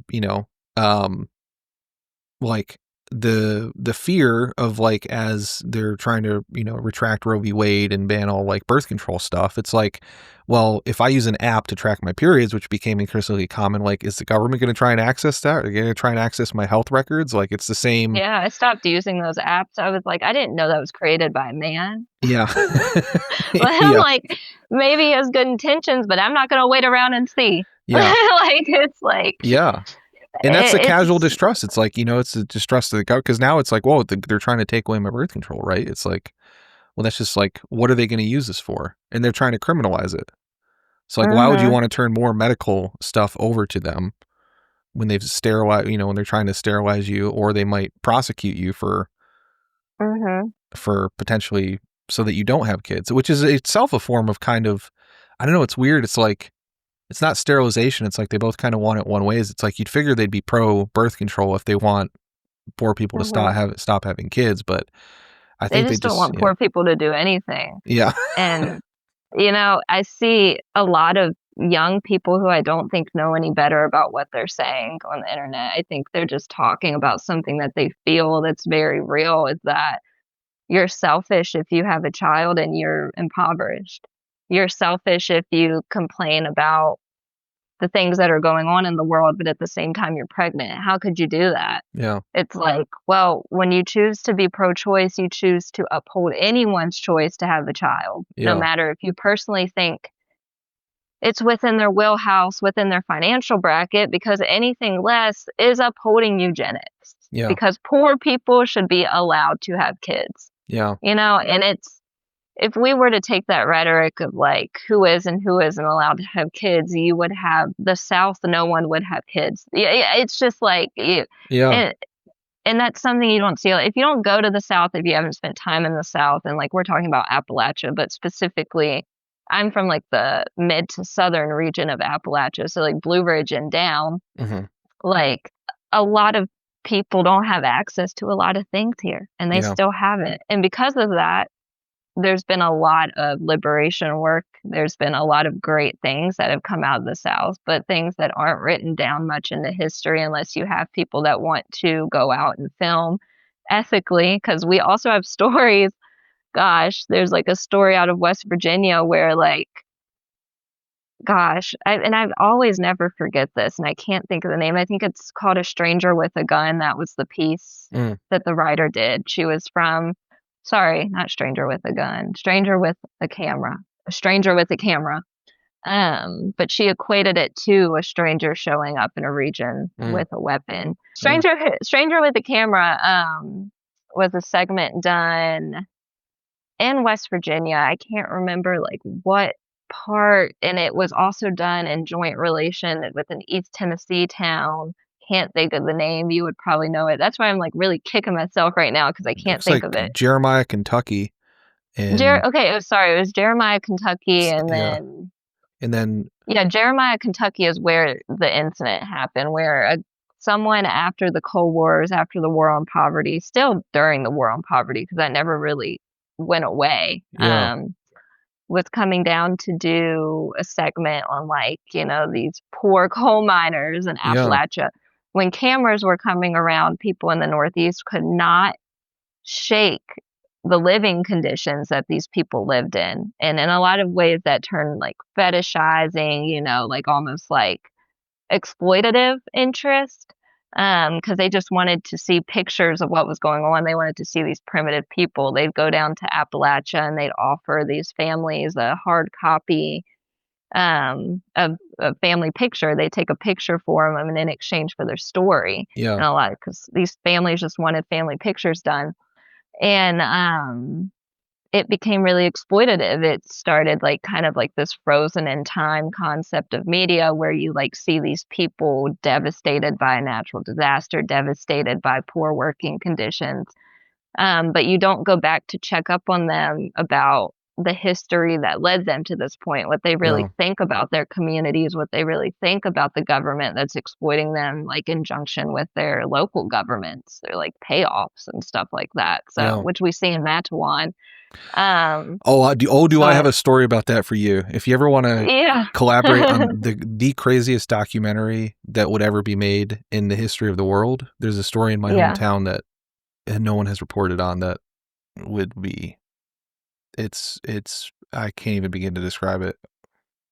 Yeah, and it's like, I mean, these media creators not from the area had their lives taken and threatened because people didn't want them coming to report anymore. And then the lady who came out with Stranger with the camera went back to her hometown in Jeremiah, Kentucky, and kind of re-reported on it to see what the truth was. And how did this happen? How was this journalist, like, how was his life taken by this family just for wanting to report on them? Well, why haven't you done a documentary? It seems like all these documentaries are made by women. Which is kind of a weird thing about it, right? Because it's got like Harlan County, USA was directed by a woman.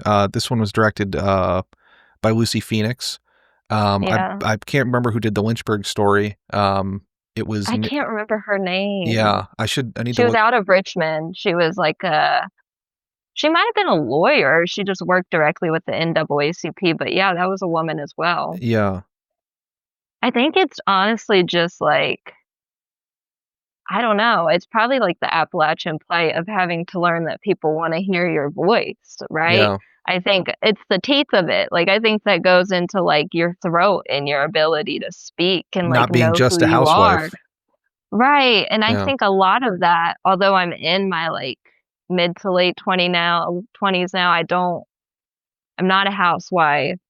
I'm not all those things, but it's like I'm still confronted with parts of myself that I'm not sure are me or if they're put on me, you know? What, and they talk about this and You've Got to Move. It's like, you talk about your role within liberation, right? I think I could have many roles, and sometimes the roles are right in front of me every day, and I still can't name what I'm doing that's important. Well, they talk about that too, though, right? Yeah. I mean, which I loved in the thing. They're like, some people can speak and some people can sing. So we had a guy who sang, and some people could do this, and we had a person who did this. Seems like yours is caregiving, at least like one of the main ways so far, right? I'm very pro-mother, pro-children. And I think that goes back to the who's allowed to have kids or who's allowed to be supported in motherhood and who's not. And like, I've talked about this for probably like 2 years with my friends. Like, it's a bit of an act of rebellion for you in a way. Yeah, it is an act of rebellion to have a child as someone who's not completely well off and has it all figured out right now. And a lot of moms who may not look great on paper are kind of written off as worthy for support. And it's like, almost all the houses I've worked in Appalachia, honestly, I mean, every house I've worked in has not had a present father but one. And it's, the fathers might be there, but they're not present. And that doesn't mean, and part of my goal was going in and trying to bridge the gap, because a lot of the times it's because the father was undiagnosed, because I worked with autistic kids. So it's like, that work was important because a lot of the times, like, you were able to bring a father that was there but absent, bring them there, right?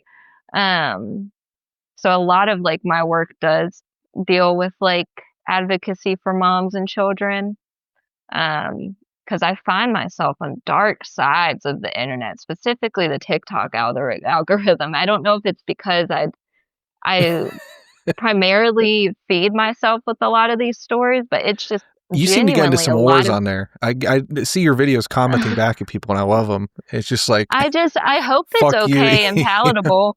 Yeah, no, I love it. Like, at one point, it's just people say stuff that it's just like, you could come here and visit.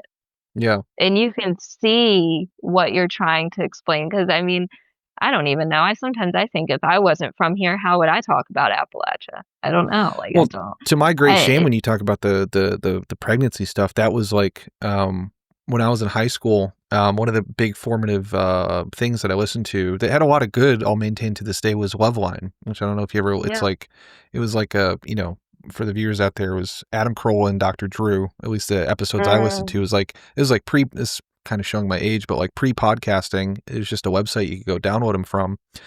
But the thing, like, they said a lot of things about, like, don't have kids, but like the host, Adam Carolla, who later turned very, very right wing, as I believe did Dr. Drew, was just like, his would constantly say of like, yeah, don't get pregnant, don't have kids, don't do that. And like, there was a little bit of like, some of it at that point was like genuine, like, it's going to be so much harder for you to escape your situation if you have this kid, which is true in some ways. Like, it's going to be harder to, for monetarily and to spend the time you have on your own. But like, it started just turning more and more of a, like almost vindictive, like him as like a taxpayer. He doesn't want to, which is total bullshit given like what people cost compared with what a missile costs. Right. But also like It all comes from, oh, go ahead. Sorry. I was just saying it all comes from a good meaning place, I think, most of the time. Yeah. But when you think about the words you're saying, it's like, ooh, especially when we're like leaning into a world that's a middle class is kind of becoming obsolete. Yeah. And I think that might be the goal. It's like, well, then if we're there. And that's how they keep us down. Like, I don't know if you ever, like, that was like, I felt bad, to like, as a thing of like, well, and like, it was like the people, some of the worst parts of it are like, I don't want my taxes going to it. And some of that is from like well, I don't have enough money myself. I don't have enough resources myself. And so these people are like adding superfluous, like that's the, if you're giving them the benefit of the doubt argument. But then like, I remember also just kind of blowing my mind when I read The People's History of the United States in high school, and it says, going all the way back to like Bacon's Rebellion, of like poor blacks and poor whites banded together like in the 1600s or something to like, better working conditions and everything.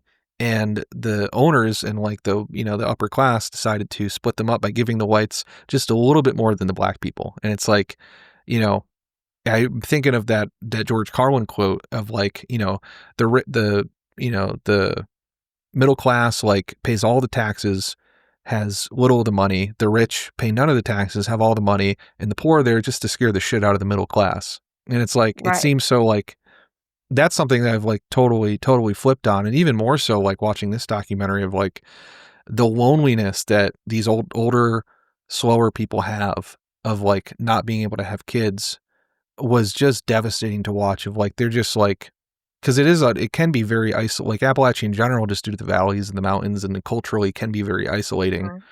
And like the, that lady not having a husband, because like he was like, well, it's okay. And then it's like, well, I actually do want to have kids, and then leaving, and then her being isolated because of it and not being able to have it, or the dude saying how much he loved kids and would have been able to have them. It's like, there's no intrinsic value. I think of the, is it the Eugene, what is it? The Eugene Debs quote, it's like years ago, Your Honor, years ago, I recognized my kinship with all living beings, and I made up my mind that I was not one bit better than the meanest on earth.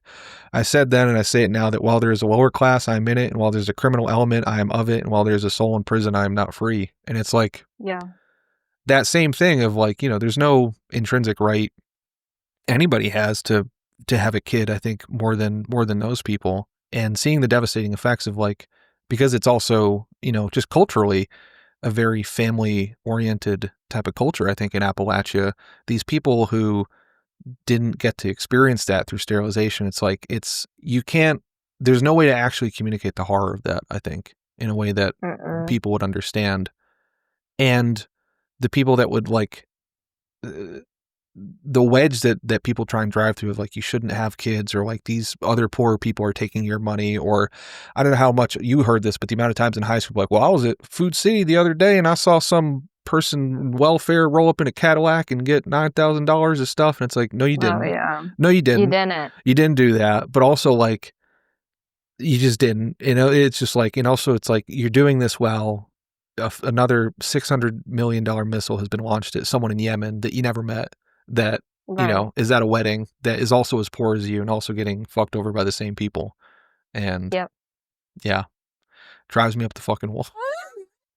No, I grew up hearing a lot of that, and it's just all bullshit. And I think that's kind of what liberated me is I am autistic, and I think it, and I don't think you have to be autistic to see through bullshit, but I think a lot of the stuff, I was like a well actually kid. You Mm, know, I wanted same. people to know the facts. I thought stuff was interesting. As soon as I was able, I loved to read. I still love to read. So it's like as soon as I was learning things, I was reporting back. Yeah. So, and that was like in a lot of ways I realized my first mistake, even though it wasn't a mistake, but it was alienating, right? Yeah. Especially I think a lot of the reason a lot of people call Appalachians, I mean, I think there's this self-perceived like stupid, not self-perceived, but I think with some people a self-perceived stupidity, but an outsider Yeah. look of stupidity. Because again, you hear about like the frozen in time, like catastrophes, the hurricanes, the coal explosions, but not the conversations around it, or what led to it, or Yeah. what happened after. Um, There's definitely like a frustration it's and a tiredness of too. And I really want to watch that. yeah. Thank you. I'd heard of the name, That Stranger with the Camera. Mhm. But I remember at some point I remember seeing something on, and I know the history of this a little bit, but like I think a lot of the outside frustration with Appalachia is like, and I think the documentary gets into it, was like it was used as the thing of like in the 60s, like there was a lot of poor people, but I think it was Lyndon Johnson and Democrats knew that like they couldn't really get buy-in from votes if they were saying like, well, there's all these black people that are poor. So they used Mhm. Appalachia as a way of like, no, there's also these devastatingly poor whites. And so this needs to be the war on poverty.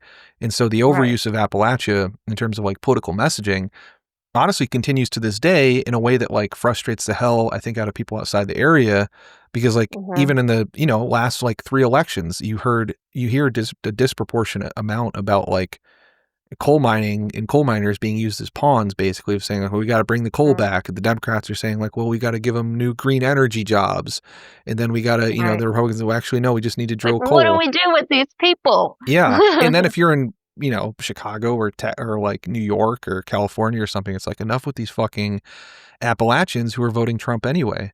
But it's like Right. then yeah, to your point, you see those things about the floods, or like even me, I felt bad, a little bit bad in my video yesterday when about Irwin, when I was sort of calling him out for mildly, like they did the thing about like, oh, we want to remove our history as like this town that hung an elephant, but they haven't done Mhm. anything to remove their history as like the thing that we did, the Irwin race, like the Irwin expulsion, which is like a million times as horrific, as bad as hanging an Right. elephant is, like Like, forcefully. think about what they did to black people. Yeah, They which can do is that to an elephant. yeah. Then they literally burned him at the stake. Like it's like they did medieval shit to him. And it's like, I don't feel like, I think they absolutely should, but it's like, do something probably as a town to do it. But it's like, even me, I find flipping this switch. It's like, I know, but then you watch this documentary, it's like, well, I know it's like, they're not, I don't know what the word, it's like so complex to think about. Cause it's like, it's not that anybody's blameless in anything, but also it's like, Mhm. there have been all these like there's so many vested interests that are like conspiring to kind of keep the people of Irwin in a way that is like anti to their own interest and anti to like what's actually in support of what's actually hurting them. And then the fucking floods, the Hurricane Helene that happened, 4 out of 6 of those Mhm. people, now Irwin has this like sizable Latino population, big Mexican American. I would imagine just same experience you have. If you're poor and you live in a community, generally you just become closer to the people, and like there's not as much like cross-racial strife in a lot of places the closer you Mhm. are. But 4 out of the 6 people at the factory were Mexican, 2 of them were white. And it's Mhm. like, at the end of the day, it doesn't matter what skin color you are. It's like the people that own the factory are still keeping you there so that you die in the floodwater. And Yeah. I don't know. It's just like it's like I can't not be frustrated by the town in general for doing all the thing, but it's like, well, there's multinational forces. You know what else they do in fucking Irwin, Tennessee? I don't know if I looked at this afterwards. Uh, if you look at like the bottom thing of the thing, economy and culture, Nuclear Fuel Services has a major facility in Irwin. It began operation in 1957 as Davison Chemical Division of W.R. Grace and Company. Production activities at the Irwin facility include preparing enriched uranium to be processed into nuclear reactor fuel, processing uranium hexafluoride into uranium compounds, and downblending high-enriched uranium to convert it into low-enriched form for use in commercial nuclear reactors. Historically, the facility also worked with thorium compounds.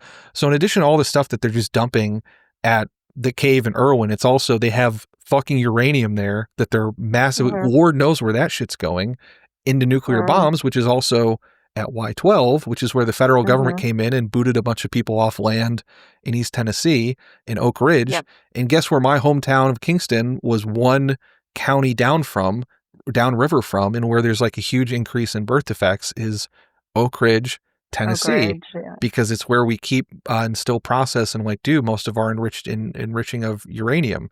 And so in addition to all the fucking coal ash spill for 60 years prior to that, it's also been just in downriver of whatever's going in from where we keep all the uranium in the country. And so it's just like, I don't know how to think about any of it. Like, what do you do? Every single day it's a moving system, and it's like, I'm just trying to keep up with what I know.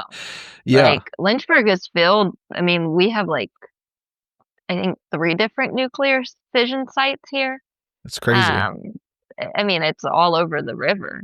Have you seen No Country for Old Men?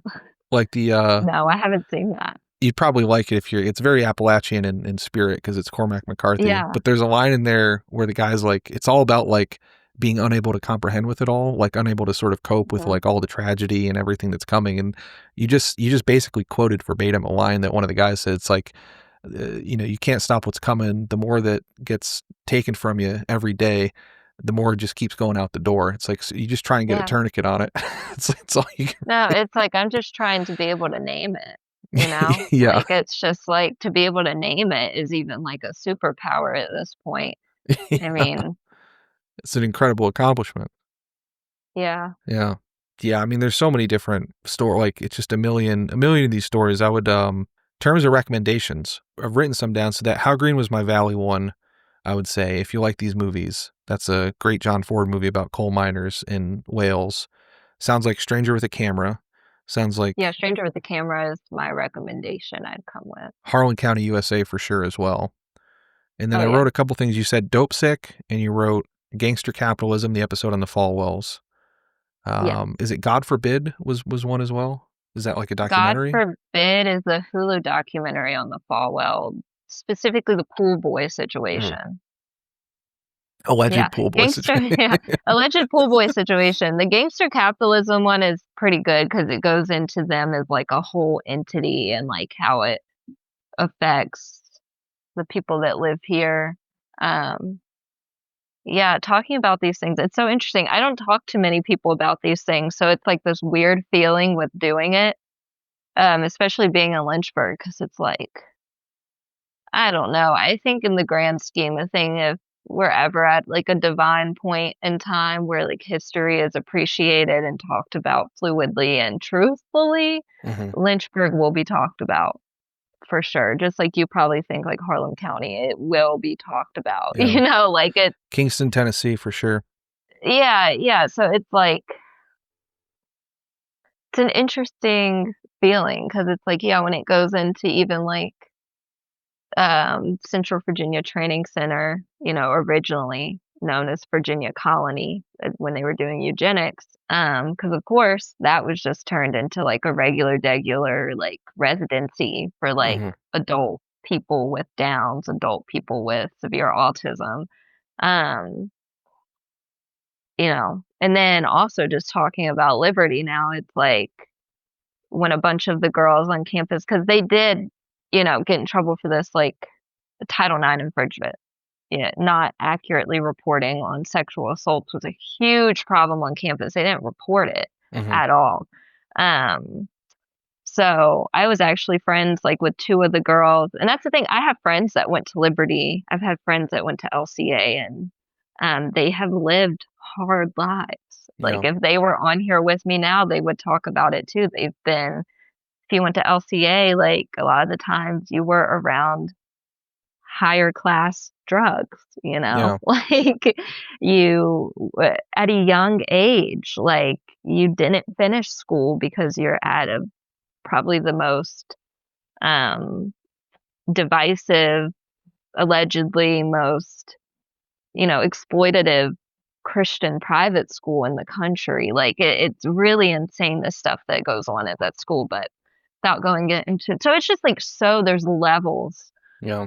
to so much and there's this part of Virginia and it's just you know, a lot of people who are here like question the problems going on and I'm just like, well, I mean that's a long story, you know. Yeah. It's a long story to answer you as to why what's going on is going on right now. Yeah. Where do you begin? Is it the sterilization? Is it the, coal mining? Is it the strip mining? Is it the chemical dumping? I mean, bootlegging was Is huge it the here. bootlegging? So, and like that was more of like a little bit of a cooler, but obviously with all bootlegging history comes violence. Like Yeah. there is hordes of like, you know, gun violence that's connected to bootlegging. There is prostitution, like Yeah. exploitation of women and kids, like so it's just the region is like such a hot spot. Even like talking about, I mean, Sinners, the movie Sinners that just came out. Yeah. Picked Poor Robin Clean was a song written by this guy, Luke Jordan, that grew up in West Virginia but lived in Lynchburg for most of his life and wrote that song there. And it was about, you know, poker culture Mhm. in the town. And like you would not, like if you came with nothing, you would leave without your life. Yeah. Like it didn't matter what color you were. But like gambling in Lynchburg was, I mean, very intersectional, very before desegregation happened, desegregated. Like And- Lynchburg is also a good example of off the records, people being desegregated way before that was even Yeah. like an institutionalized, federally mandated thing. People did it on their own, Right. but in private spaces. Yeah. that Well, in Irwin too, and Sometimes then dangerous things happened in. yeah, and that was the thing in Irwin that happened that led to the expulsion is a black guy and four whites at a poker game, and then there must have been something, and Oh, that's look, what led to the there you go. yeah. And That it is got to, you know, yeah. and that's like the state and federal governments prosecuting people for building community. Yeah. Like, Yeah, and then even if it's not the most safe of communities, it's community. It's an example of people sharing space in ways that you aren't taught they shared space at that time. But when we talk about these race things, I do love Mattawan and its ability to like, that's one of the first opening scenes is you're seeing these Yeah. black men not expecting to be treated right. They're expecting to be met with the KKK, the Klan. They aren't met with the Klan, but they're met with a group of white men that didn't want them there. And it's Yeah. like, and when you're watching that scene, it almost feels like you're watching a group of young boys just doing something they think they're just told they're supposed to do. They Yeah. don't even know what they're doing. You know what I mean? Yeah. Half of them look uncomfortable. You can see their evolution out of, like, I call it state sanctioned racism because at this period of time, it's like, I don't even know the type. They're just force fed all of this thought through the little bits of media that they get, Yeah. and they go with it. You know, it's why we see little kids being racist. But Yeah. I do love That I think is Match One's deliberate. ability. I 100% believe that's It- deliberate. Because I think like Martin Luther Yeah. King, like when he started, Mhm. when they finally killed him, but because I think he started shifting more and more into like, this is not just a black or a white thing, which he was always about, like, but Yeah. he started like doing more and more like this is cross-racial, and that part has been Yeah. kind of washed from history, which I think is very interesting in a like completely obvious way of like, he was obviously so, like even when I was a kid in Massachusetts, when there was like a lot of stuff on Martin Luther King in the curriculum, there was not class-based, all the class-based stuff. I did not know how class-based he was until later. That shockingly has been excised about how like sort of cross-racial, cross-gender, cross-class, or not cross-class, but like, how class-based he was getting increasingly focused. And that's how unions form.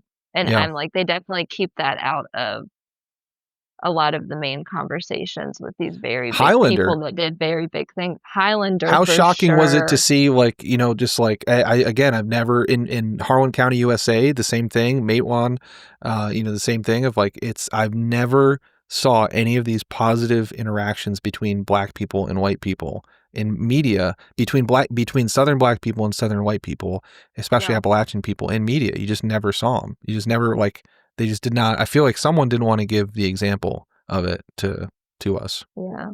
Yeah, and I mean, it just does like a phenomenal, even though it's like obviously it's not docu style, like it's realistic historical, nonfiction, but some of like the movie we're seeing is fictionalized conversation, Hmm. obviously, like we weren't there.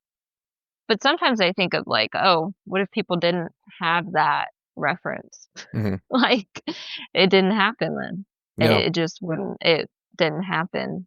And I do love how like when people do choose to like retell these histories or to tell them for the first time, I appreciate when they don't leave out the instances of racism, Yeah. white on black racism, because there were plenty of moments of that, and they wouldn't have been able to unionize or form community, honestly, if black people weren't as patient as they were.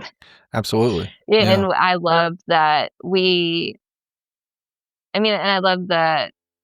Do you call it mate one? I've always called it I've always Mat called it one, and Madawan. you're saying, Someone in the comments yeah, said Mate One, so I've I switched to think that. it's mate one. Um, but with mate one, it's like, I don't know, and you get to see a lot of that. I think a lot of it was untouched. They didn't, this the whole gist of the movie is based on them unionizing and communing together, so nearly none of it is based on like, I'm not going to say not based on race dynamics because that's talked about throughout the whole movie, like the ethics behind, are you willing to die for your cause or kill for your cause? Yeah. This was the first time, like with the Cold Wars, that Black Americans were faced with, oh, you're asking us to shoot white men and Yeah. police officers? I don't know about that because, like, at the end of the day, when this thing is over, who's going to get the brunt of this? Yeah. And we got to see a lot of those conversations in Mate One, and I'm just surprised that was even a movie that was allowed to be made. Yeah. Any of these. Yeah, It's any so of these. shocking. Yeah. Yeah, And it is like I think about also, I remember explaining to it's a hard thing. Part of honestly way I got into the channel was like, I would watch a lot of movies and I work at a company that I work with a lot of international people. And, two of the people I was working with closer is just a lady in Brazil and a dude in Pakistan. And yeah, they would ask me, because I'd be watching movies and I'd explain something about this, or, we'd talk politics or whatever. They'd be like, what's Pizzagate or something like that? Or like, can you, like, why do people believe that? Or like believe this or believe the other thing? And I was like, well, it is again the thing, struggle to explain like the 20,000 year history, but like, they're asking like, why is there such like, why are people so afraid of like vaccines or something? It's like, well, hmm it's like they had never heard of Prude Ego. Have you ever heard of Prude Ego? I don't know if you know that. Yeah. hmm Yeah. yeah, So Prude yeah, Ego for the viewers, is one of many times in the history of the U.S. where they sprayed chemicals unknowingly on black people. It was a housing project in St. Louis, I believe, where they just did um, non-consented. I mean, because they just didn't know, like the Tuskegee experiment famously I think is the most yeah, famous one, where I think they infected a bunch of black guys with syphilis yeah, purposefully to study the effects. That's just something that the government did. So again, like the distrust of government, distrust of like, oh, this person's coming to give me a shot, or this, like, they're doing something with chemicals. It's like they're either doing it intentionally, or when big businesses do it intentionally, they don't care. Or hmm when, they finally do, like someone finally does care, they say, oh, it's not an issue. Don't worry about it. And then when it finally becomes a worry about it, then they have to struggle and they fight you in court. And then when, at the end of the day, potentially when they find you in court, you get maybe some mental health counseling if you sign up for it, is like the end of like what happened in the Lynchburg thing. So it's like, no just wonder, typically like you know, 3 appointments. was it 3 appointments? I mean, and I'm not saying back then, but I'm like now, if we're talking about it like some sort of mental health thing, like you'll Probably. get It probably was compensated 3 for like appointments. 3 appointments, I'm and that's amazed they got it. And anything, to be honest with you. probably not now. Yeah.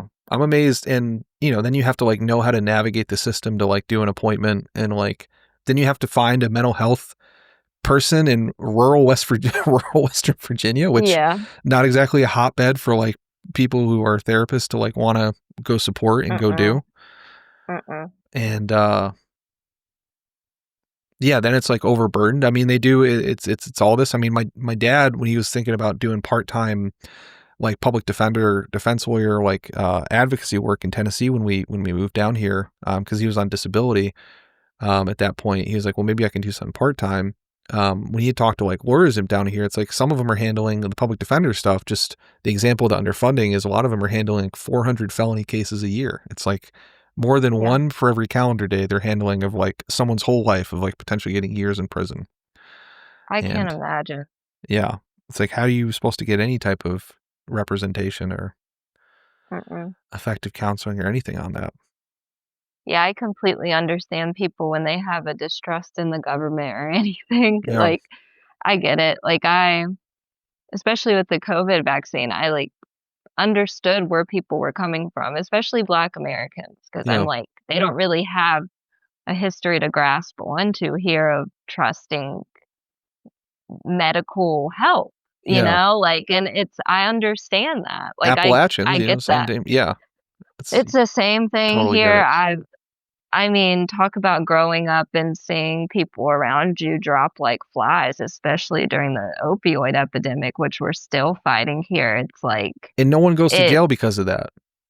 Somehow no that's one not goes to jail. I guess I can't remember who's the concept of it's objective violence. Like if it's like an organizational, like makes me actually curious about like what's going to happen with like AI if we have like driverless cars or like these other situations that are sort of increasingly being controlled by AI or computers, because it's like, well, you know, there's the corporate shield of like I don't know if anyone went to jail for causing basically a genocide of drug addicts, but like a genocide of like honestly a lot of poor Appalachian and opiate addicted people, of like people who are prone to addiction by pushing these pills. And I think at least several years ago, I remember there's a stat I read that like there were more pain prescriptions than people in the state of Tennessee because of like how hard they push. It's probably true for many states in around this area.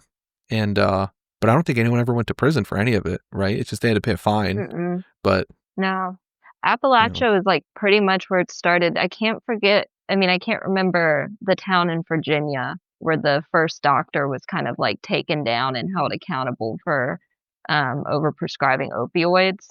I'm amazed there was one.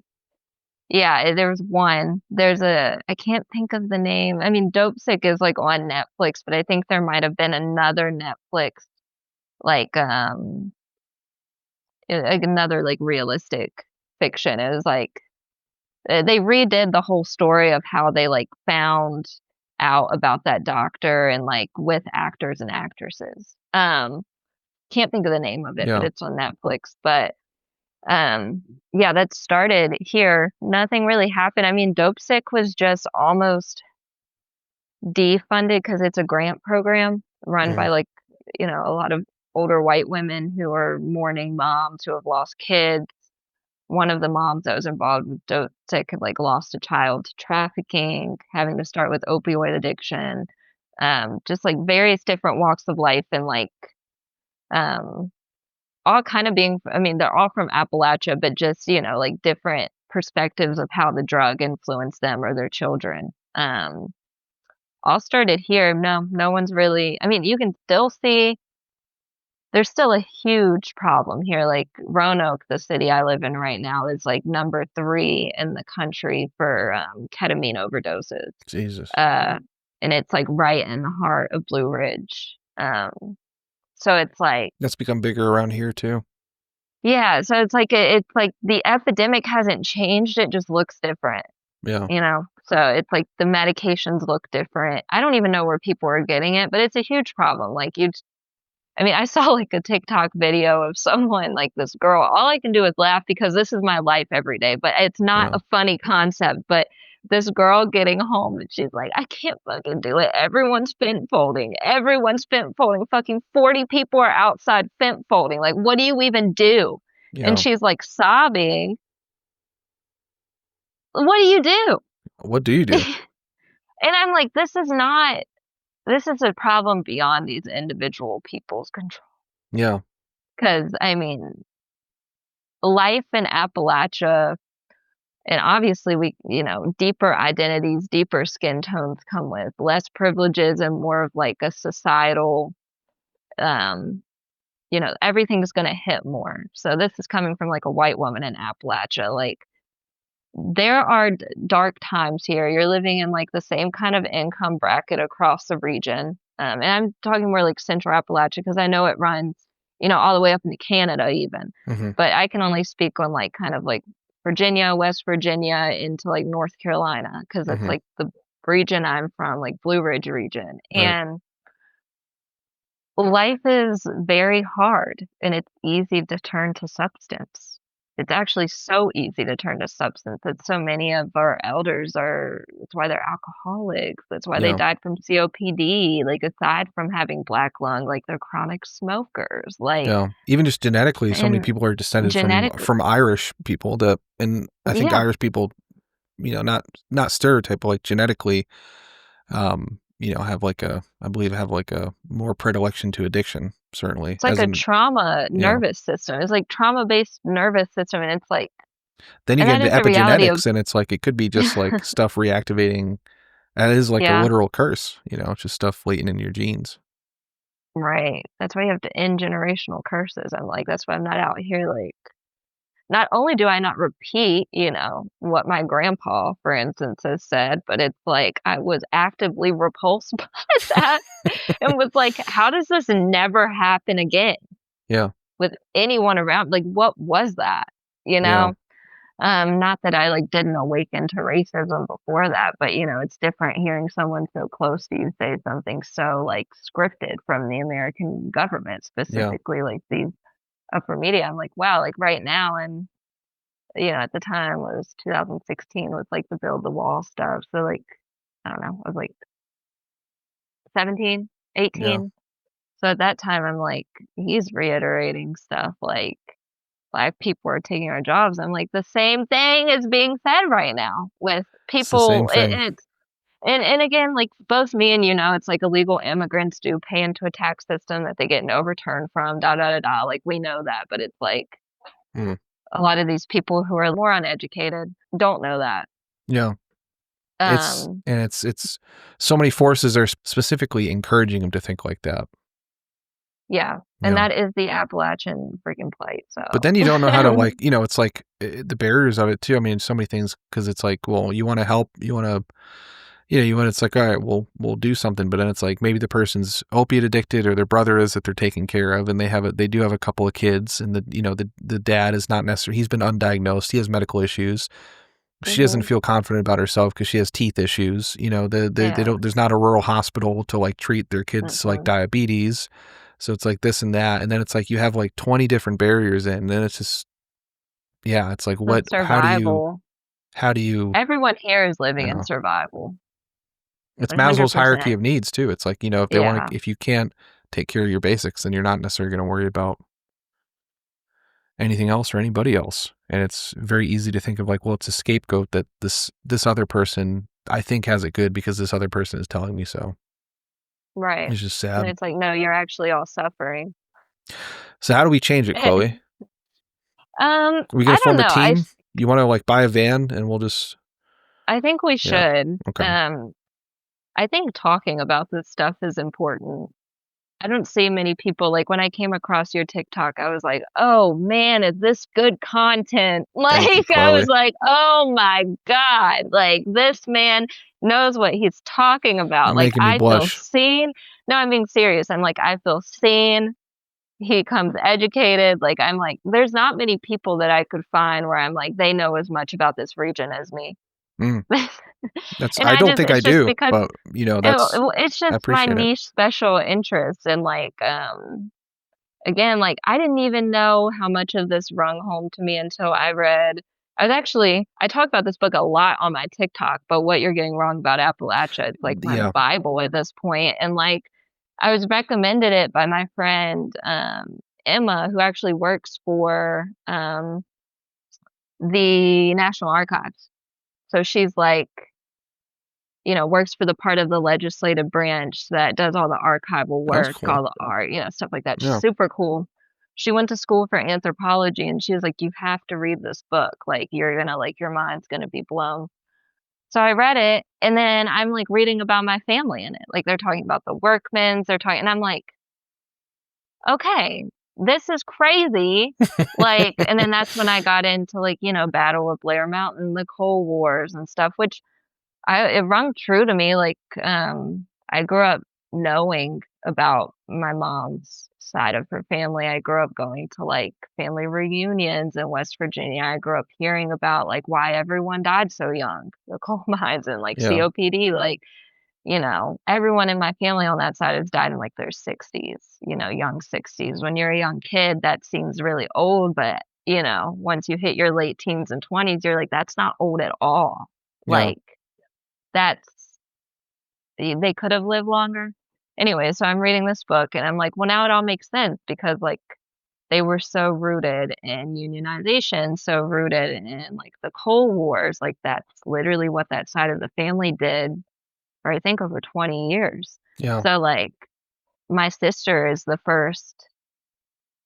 Yeah, like, I went to college, didn't finish. My sister is the first to go and, like, actually finish in our family. And it's like a lot of the times looking back on that growing up, you're like, why is that? Like, my friends' parents are nurses, my friends' parents are lawyers or whatever. And then when I read this book, I think I was like 22 the first time I read it. It was around the time, like, Hillbilly Elegy came out, before Vance was even, like, projected to be a vice Yeah. president, which is so wild to talk about now. It is.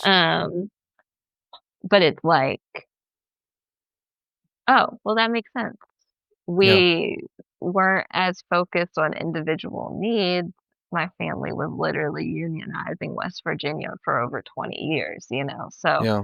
they weren't going to higher education. They were probably on a list. They probably couldn't get into, like, a higher education school.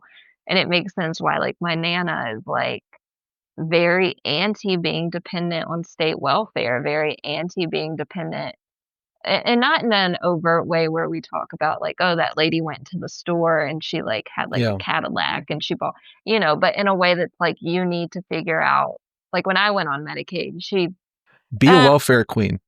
yeah, so welfare queens, which I love. I'm very pro welfare queens, Medicaid queens. Like, have been on and off Medicaid, like, as being on, like, state healthcare. Like, they like to mess around with it. So it's not, like, the best thing to be on because they don't want you on it, period. So, Yeah. um, but, I grew up hearing kind of this, like, narrative around, like, this. I told my nana when I first went on Medicaid about it, and there's, like, this fear, not this fear of, like, oh, what are people gonna think of you, but more of a fear of, like, you need to be dependent. You can't rely on it. You can't don't get dependent on any sort of government assistance. You can't rely on that. Why would you want your name on that? Why would you want your name out there? To me, off the bat is easy to write off as, like, fearful, small-minded, behavior, but I get it because, Yeah. like, before my phone died, we were talking a little bit about, like, this book, What You're Getting Wrong About Appalachia, which I talk a lot about. And, my family was mentioned throughout it, just with coal wars, the war on poverty, and all of it makes sense from my nana's perspective. Yeah. It makes sense. Like, she probably would have been they definitely qualified for state assistance during the Yeah. Central Virginia Training Center being open. And I'm not sure if at that point, with it being, well, 100%, it was open up until, like, 2021 as the Central Virginia Training Center. Before that, it was, like, the whole Yeah. entity of, like, the Virginia colony practicing eugenics. Um, they definitely moved down here within the time it was up and operating from West Virginia down to Lynchburg, which is more of, like, a valley town. Um, and they definitely weren't getting state assistance, and they definitely qualified for it. And I think there was a reason why they weren't trying to get it. I Yeah. don't, they wanted their name on anything. It kind of goes back to, like, when I've talked about, like, my Nana herself has done a lot of genealogy work, and I've attempted to talk to, like, elders in my family that still live in Logan County, West Virginia, that still, live in the same place where our family was fighting the Cold Wars, and they don't wanna talk, they don't want their name on anything, and it seems to come from a place of fear and not really, like, wanting to build community, but I think it's that they feel they have lost the ability to build community in the way that some of our past ancestors and elders have, Mhm. and that it's more policed and more targeted. Now, again, like, a lot can happen when you persevere through fear and you do things anyway, like, that's talked about all throughout, like, um, "You've gotta move." That's Yeah. what's going "You've gotta move" is like all of those were examples that you literally have to move no matter what. Yeah. Like, I don't care if you're scared of your name being on something. At this point, like, just for going on TikTok and me making a video about JD Vance, who's to say that my name isn't on, like, some sort of, like, People are calendar getting tracking. I was laughing at that with a couple guests, weeks ago, like, she's, Millie Odegaard, shout out Millie from Norway, but she's, It's awesome, by yeah, the way. I watched she's that. she's great. There's a Norwegian guy who got rejected because he had, like, one of the JD Vance memes on his phone. They wouldn't let Yep, him into the country. Yeah. yeah. So and it's like, that's the thing, it's like you gotta move either way. Mass surveillance looks different than it did then, but those people were just as scared in different levels, Yeah. and it's like one thing I did wanna mention, there's a quote within Mate 1, and it's like, I think about 55 minutes to, like, an hour and 5 in, um, but they're all sitting down playing music by the fire. There's, like, a group of guys in, like, a tent, and they're talking about, um unionization, how they're waiting for the word from outside of Pittsburgh to move Mhm. and make their next, like, decision, and there's kind of an argument going on, and this group is amongst, like, probably Scots-Irish Americans, Italian Americans at that point, and Black Mhm. Americans, um, where they're like, "We wanna move now. Why do we have to wait?" And, one of, like, the main protagonists of the story are like, "They give us the word when we need to move," and people don't want that. Yeah. Even in unionization, we have these limitations and these concepts and ideas of control that people had to step away from because at the same time, he's like, "Well, that's how a democracy works. That's how America works, like, we have to wait," and everyone else is like, "Well, democracy is a load of shit." Yeah. They can tell you that's what you live in all you want, but do we feel that here right now? No. That's Yeah. the reason why we're doing what we're doing, like, is because we're not being treated democratically, like, this is not a democrat we're Yeah. trying to create a democratic system, Well, that's and the letter from Birmingham jail too, the famous right, MLK one, right? Where he talks about the white moderate, the true enemy of, like, the working class and, like, the left in the country is not the Republican, but it's the white moderate or the moderate that says, like, no, just wait a few minutes, just that's like why they're just slow down, you you know. just wait, and it's like the system and machine, and now which is coming more and more of a machine with mass AI and, like, what we see Yeah. in Memphis, these data centers depleting the earth and Yeah. ravaging communities, like, More you toxic runoff in Tennessee into a river.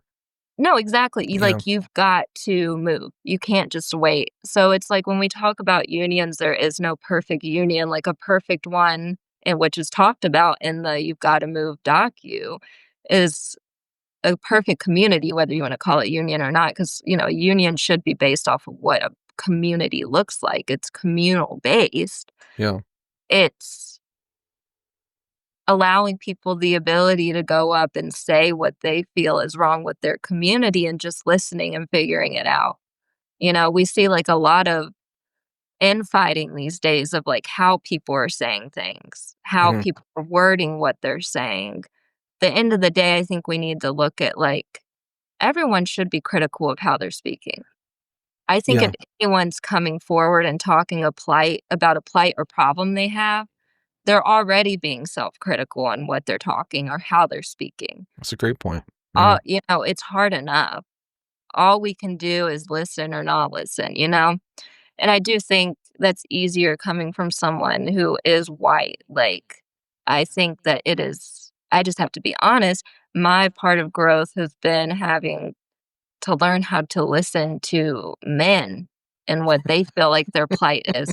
I'm just being honest. Like, it Yeah, seems no, like it's totally, a yeah. trivial thing. Like, it's like I have had my own limitations with what my limitation would look like in a community. I don't wanna be like that. Like, I've had to Yeah. work with dads that don't have lost their ability to be present. I don't think it's 'cause they don't wanna be present. I think they've lost their ability to be, and they don't know how to get back into being present in their household. I can hold space for that, and it's like I have had to learn to do that because at the same time, a union looks like everyone in your community, hopefully, but it Yeah. also looks like a good representation of what that community looks like percentage-wise, and that's gonna be a little bit of everyone, and I Yeah. think that if I think back to Mate 1, I think back to the stories that were covered in You've Gotta Move. Specifically, I think the parts that I started getting choked up were when some of, like, the Black activists and liberators talked, because I can't imagine, like, hearing such blatant racism all the time, right? Yeah. And then having to commune with some of those racists for the sake of Yeah. progress. Could you like, I you can't. can't even imagine, and because I have my own limitations in the past, which have gotten a lot better with men. So, men that look like me, the same race, right? Yeah. So when I think, I was getting really choked up over You've Gotta Move. I was listening to it, like, on the way here before we, like, talked because, I mean, it's such, like, a beautiful, I think, pool of people from the South and Appalachia. Yeah. Um, but also just to see, like, the Highland School, like, the 50th anniversary that they showed at the end, like, was very diverse, and it's like, Yeah. how long did it take for them to get there? You Yeah. know? It takes a lot, I think, for, like, those 3 women sitting at the table talking about Guatemala, like what you messaged your friend, like, Crazy. it takes a lot for someone to sit there, like, think about the liberation work that had to be done to say, "I didn't like myself before this. Yeah. Who likes just being a housewife? Who was I outside of being married at 14?" Yeah. A lot of that ability She for couldn't write people. more than, like, a page or so. She couldn't basically write anything, but her friend wrote, like, 3 pages on her, right? Right, and Yeah. she, like, wanted so badly to be a teacher, she ended up becoming a teacher, she worked at a school, and it's like, a lot of that wouldn't have happened without some of our beginning liberation work that literally meant Black people communing with a group of people that Yeah. literally, typically, it was 2 to 3 people in that group that actually wanted to work with them. The Yeah. rest, it was fighting the 3 white people that were like, "I don't care what you have to say, we've gotta do this to get somewhere." It's just Yeah. impeccable, so it's like, at the end of the day, I have to give it to, like, honestly, Appalachia as a region has some of, like, the most amount of, like, the immigrant pool and asylum seekers that we get in America almost always go to the Appalachian region if they aren't coming in through Texas and California. Yeah. And it's like, why? Because a lot of America's asylum seeking, or what's it called? Yeah. Sanctuary cities, Thank you. duh, Yeah. Roanoke sanctuary city are in Appalachia. We have sanctuary cities in the South, which are safe havens for immigrants. And I'm not right now, they aren't standing up as much as they should for their undocumented immigrants. I see a lot of sanctuary cities where mayors could call for their police not to help ICE. Governors could call in the National Guard to not stand with the police, but stand with the people to keep them protected. That's not happening, and these are things that governors and mayors can do. Mhm. But I will say that it's like to deny Appalachians the ability to speak, or to deny or to write off this region as just white, poor people is like a great disservice to the people that have, one, built it up. It's a great disservice to the Highland School now that we're talking Abs about it. Yeah. It's a great disservice to the people that Harlan County, Harlan yeah. County that sat in the Central Virginia Training Center, their whole lives were lived there and they died there. Yeah. And it's a great disservice to, like, the You Gotta Move docu, where we had multiple Black activists say that part of getting into this work is realizing that you're going to be a faceless and nameless movement of change. Yeah. Like So, I can't we have like me and my buddies joke because like I live with 3 other dudes who kind of look and vibe like me, and right, we're right. oafs, slobs, just like goofs. And I was thinking about your point about like I don't know what it is, like it's probably the hardest thing to empathize with, like on an intellectual level, right? But like the racism or sexism, it's like as a cis, straight white dude, it presents very much like a cop or like a dad, or just like someone who could be doing the oppressing, right? It's like the only experience I have with that is we joke like at our house about like I was at Costco the other day, and just like I was this like one like very attractive woman, and her husband, she was like 6'2", or she was like, well, looked like a model. Um she was like, oh, are you going in this line? I was like, no, you go ahead. But the way she like looked at me, and then she kind of looked down and just like, oh, Yeah, okay. It's like the response that like these like upper class white people have had to me, like that's the only time, was like the immediate sort of like, ooh, I feel like I feel like I'm an affront, like she didn't want right. me in her vision or something. And I'm just like, come on, like I'm not like, come on, lady. But Literally. I've definitely felt that, that's like that's the only thing, as opposed to like being Black, where you get that from like everybody, and you get that from like, so many people. I cannot imagine like having to overcome that. But I do Right. want to like show people on my channel, hopefully. That's like part of the reason I talk so much about like gay stuff and minority stuff. And I try to be very casual with language, respectful but casual, because like um hopefully to give at least to emulate it, of like it doesn't have to be scary. And it's I think people appreciate it when you just sort of treat everyone as human beings, and like I'm not treating them any differently or otherwise, because like it is going to, the movement, capital M movement in general, is going to need white dudes, it's going to need white ladies, it's going to need Black people, it's going to need Mexican people, it's going to need everybody, Need and everyone. And I yeah. think why it was like therapeutic. I don't even remember what. I think honestly the first video I saw from you was like it was like a luau of like different videos you had clipped from like this documentary of, I think it was the Probably coal like Harlan County. movement in the 80s maybe? Yeah, that Yeah. was Harlan County, USA, probably. Yeah, Yeah. that lady, like, smoking a Yeah. cigarette, and they're getting through, like, the infighting of, "I don't care whose man is cheating on Yeah. who. I Sudie need a Cruisenberry. contract." Yeah. I'm not after a man, I'm after a I'm after a contract. contract. I think Yeah. about that every day because it's like, that is so real. Like, Yeah. it's like She's a and hero. There should be statues of that lady. no, literally, like, phenomenal, and I just, like I think the first time I saw that and I'm like, "Yep, this is good work. This is good shit." Like, that's what I'm saying, like, it's like, it cool I think the work that you're doing is very important, and there's also just always a diverse array of comments under the videos. I'm like, "Okay, like, the algorithm is really, like, pushing his videos where they need to go." Like, I'm not saying there's literally it's a diverse array of people that find your videos, and it's Yeah, truly amazing. I So, like it. I'm, like, so excited to be here because 'cause I'm like although I can sit here and say, when we're comparing, like, I don't know how all of these Black Appalachians communed with most of these white Appalachians, like, it's although I can say I've my crux in liberation, or, like, my one hump I had to get over was my own trauma with men, and Yeah. stuff like that. It's equally as so relieving to come across, like, like, your TikTok channel, like, what Yeah. you have created is phenomenal, like and I'm not just doing that to blow smoke up your Making ass, like, me, yeah. genuinely, I I am just wanna blushing, pay but homage to that because you don't see that.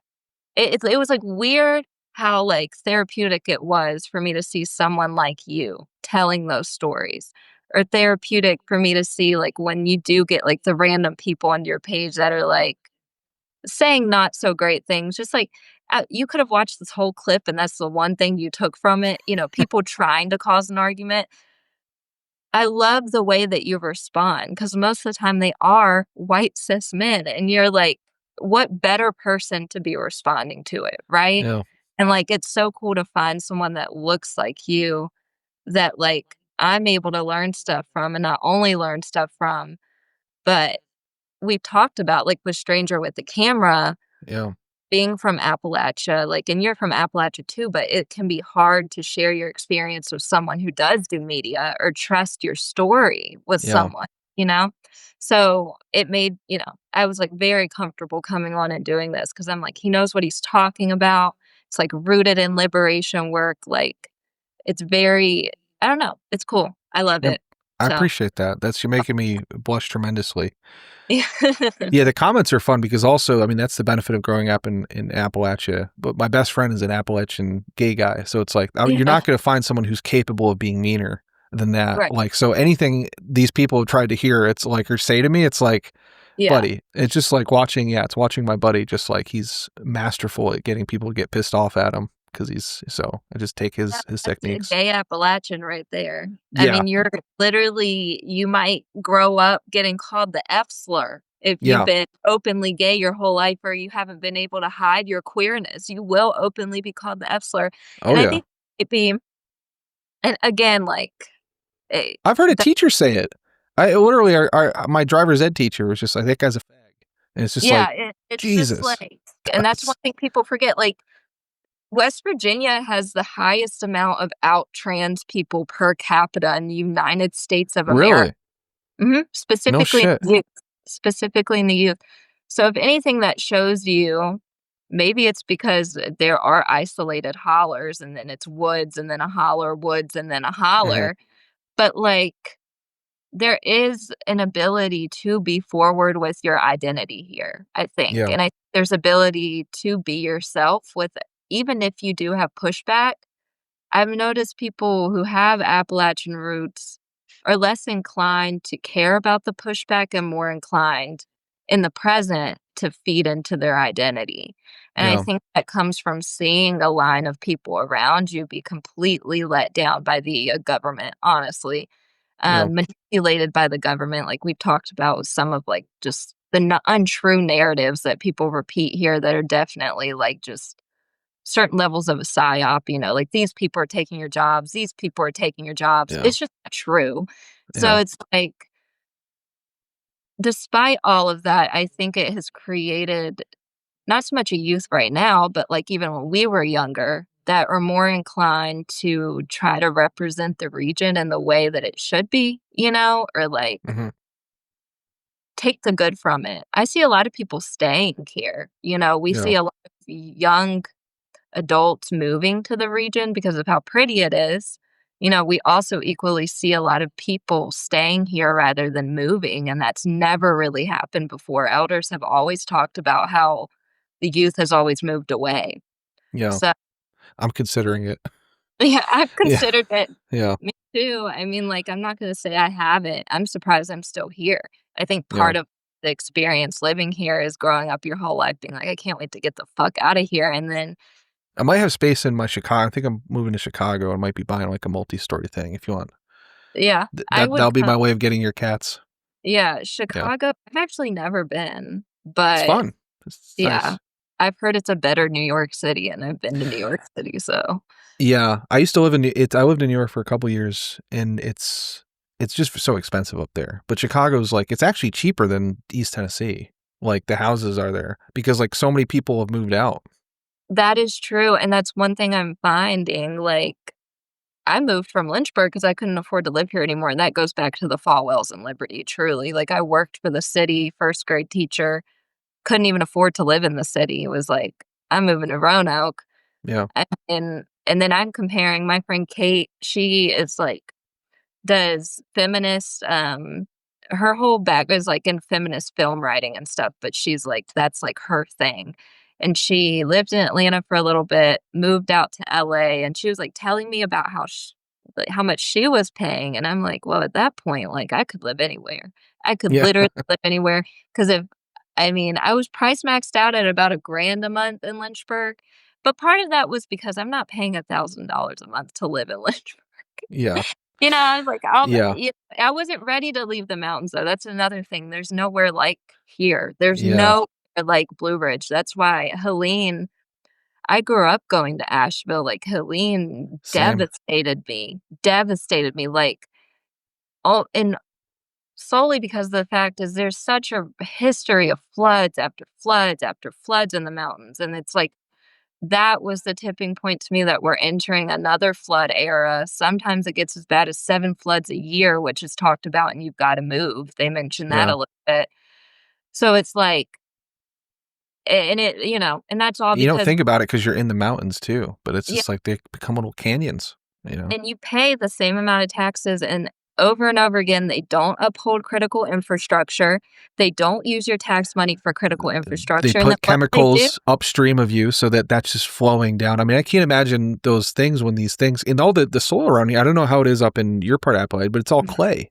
It's all It's fucking red clay. yeah, it's red Mhm. clay, and that just shears Yeah. and just fucking takes everything with it. No, exactly. When it slides, and people don't realize that, and, like, When it slides, another quote. When it slides, it slides. when Yeah, it slides, and when you're on a mountain, the whole mountain slides down. Like, people don't realize that, like, half a fucking mountain face slides down. yeah, Yeah, you're gonna be fine. Yeah, a lot of people died. You're gonna survive, but, like, we've gotta talk about, like, taxation without representation again. What happened in Helene was yeah, not okay. People pay too much money to deal with that. They yeah. do. And then I was always shocked because after the fact, like, people were trying to say that Asheville was a sundown town of all places, but Asheville is not a sundown town. Western North No, Carolina has been beat black and blue in the media for being liberal. For, like, yeah, I mean, when the North Carolina passed that whole, like, transgender bathroom shit, like, 10 years ago, Asheville was the first place to say, "Well, we're making all the bathrooms family restrooms if this is what you're gonna do. We're not doing this." Like, yeah. we're not following people I to the love re Asheville. It was unfortunate. I'm like, we Yeah, we're seeing it with Texas too. People are like, "Well, those people," and they aren't yeah. using tax dollars to protect us, and we are in a climate disaster. So Yeah. I actually saw the other day there was like like the whole Joe Rogan sphere, like they're all like moving to Texas or whatever. yeah. There was a video the other day I was laughing because it was like listening to my dad 20 years ago because we had all, he had all lived in New Jersey, then, New York City, Philadelphia, Ohio, and Massachusetts. When we moved down to Tennessee, he could not understand just how bad government and all the services were. And it's like literally, I still say it's like living in a second world country. And the Joe Rogan thing, like all the people who he got to move to Texas are like, they're all just like, it kind of sucks. There's like fucking blackouts.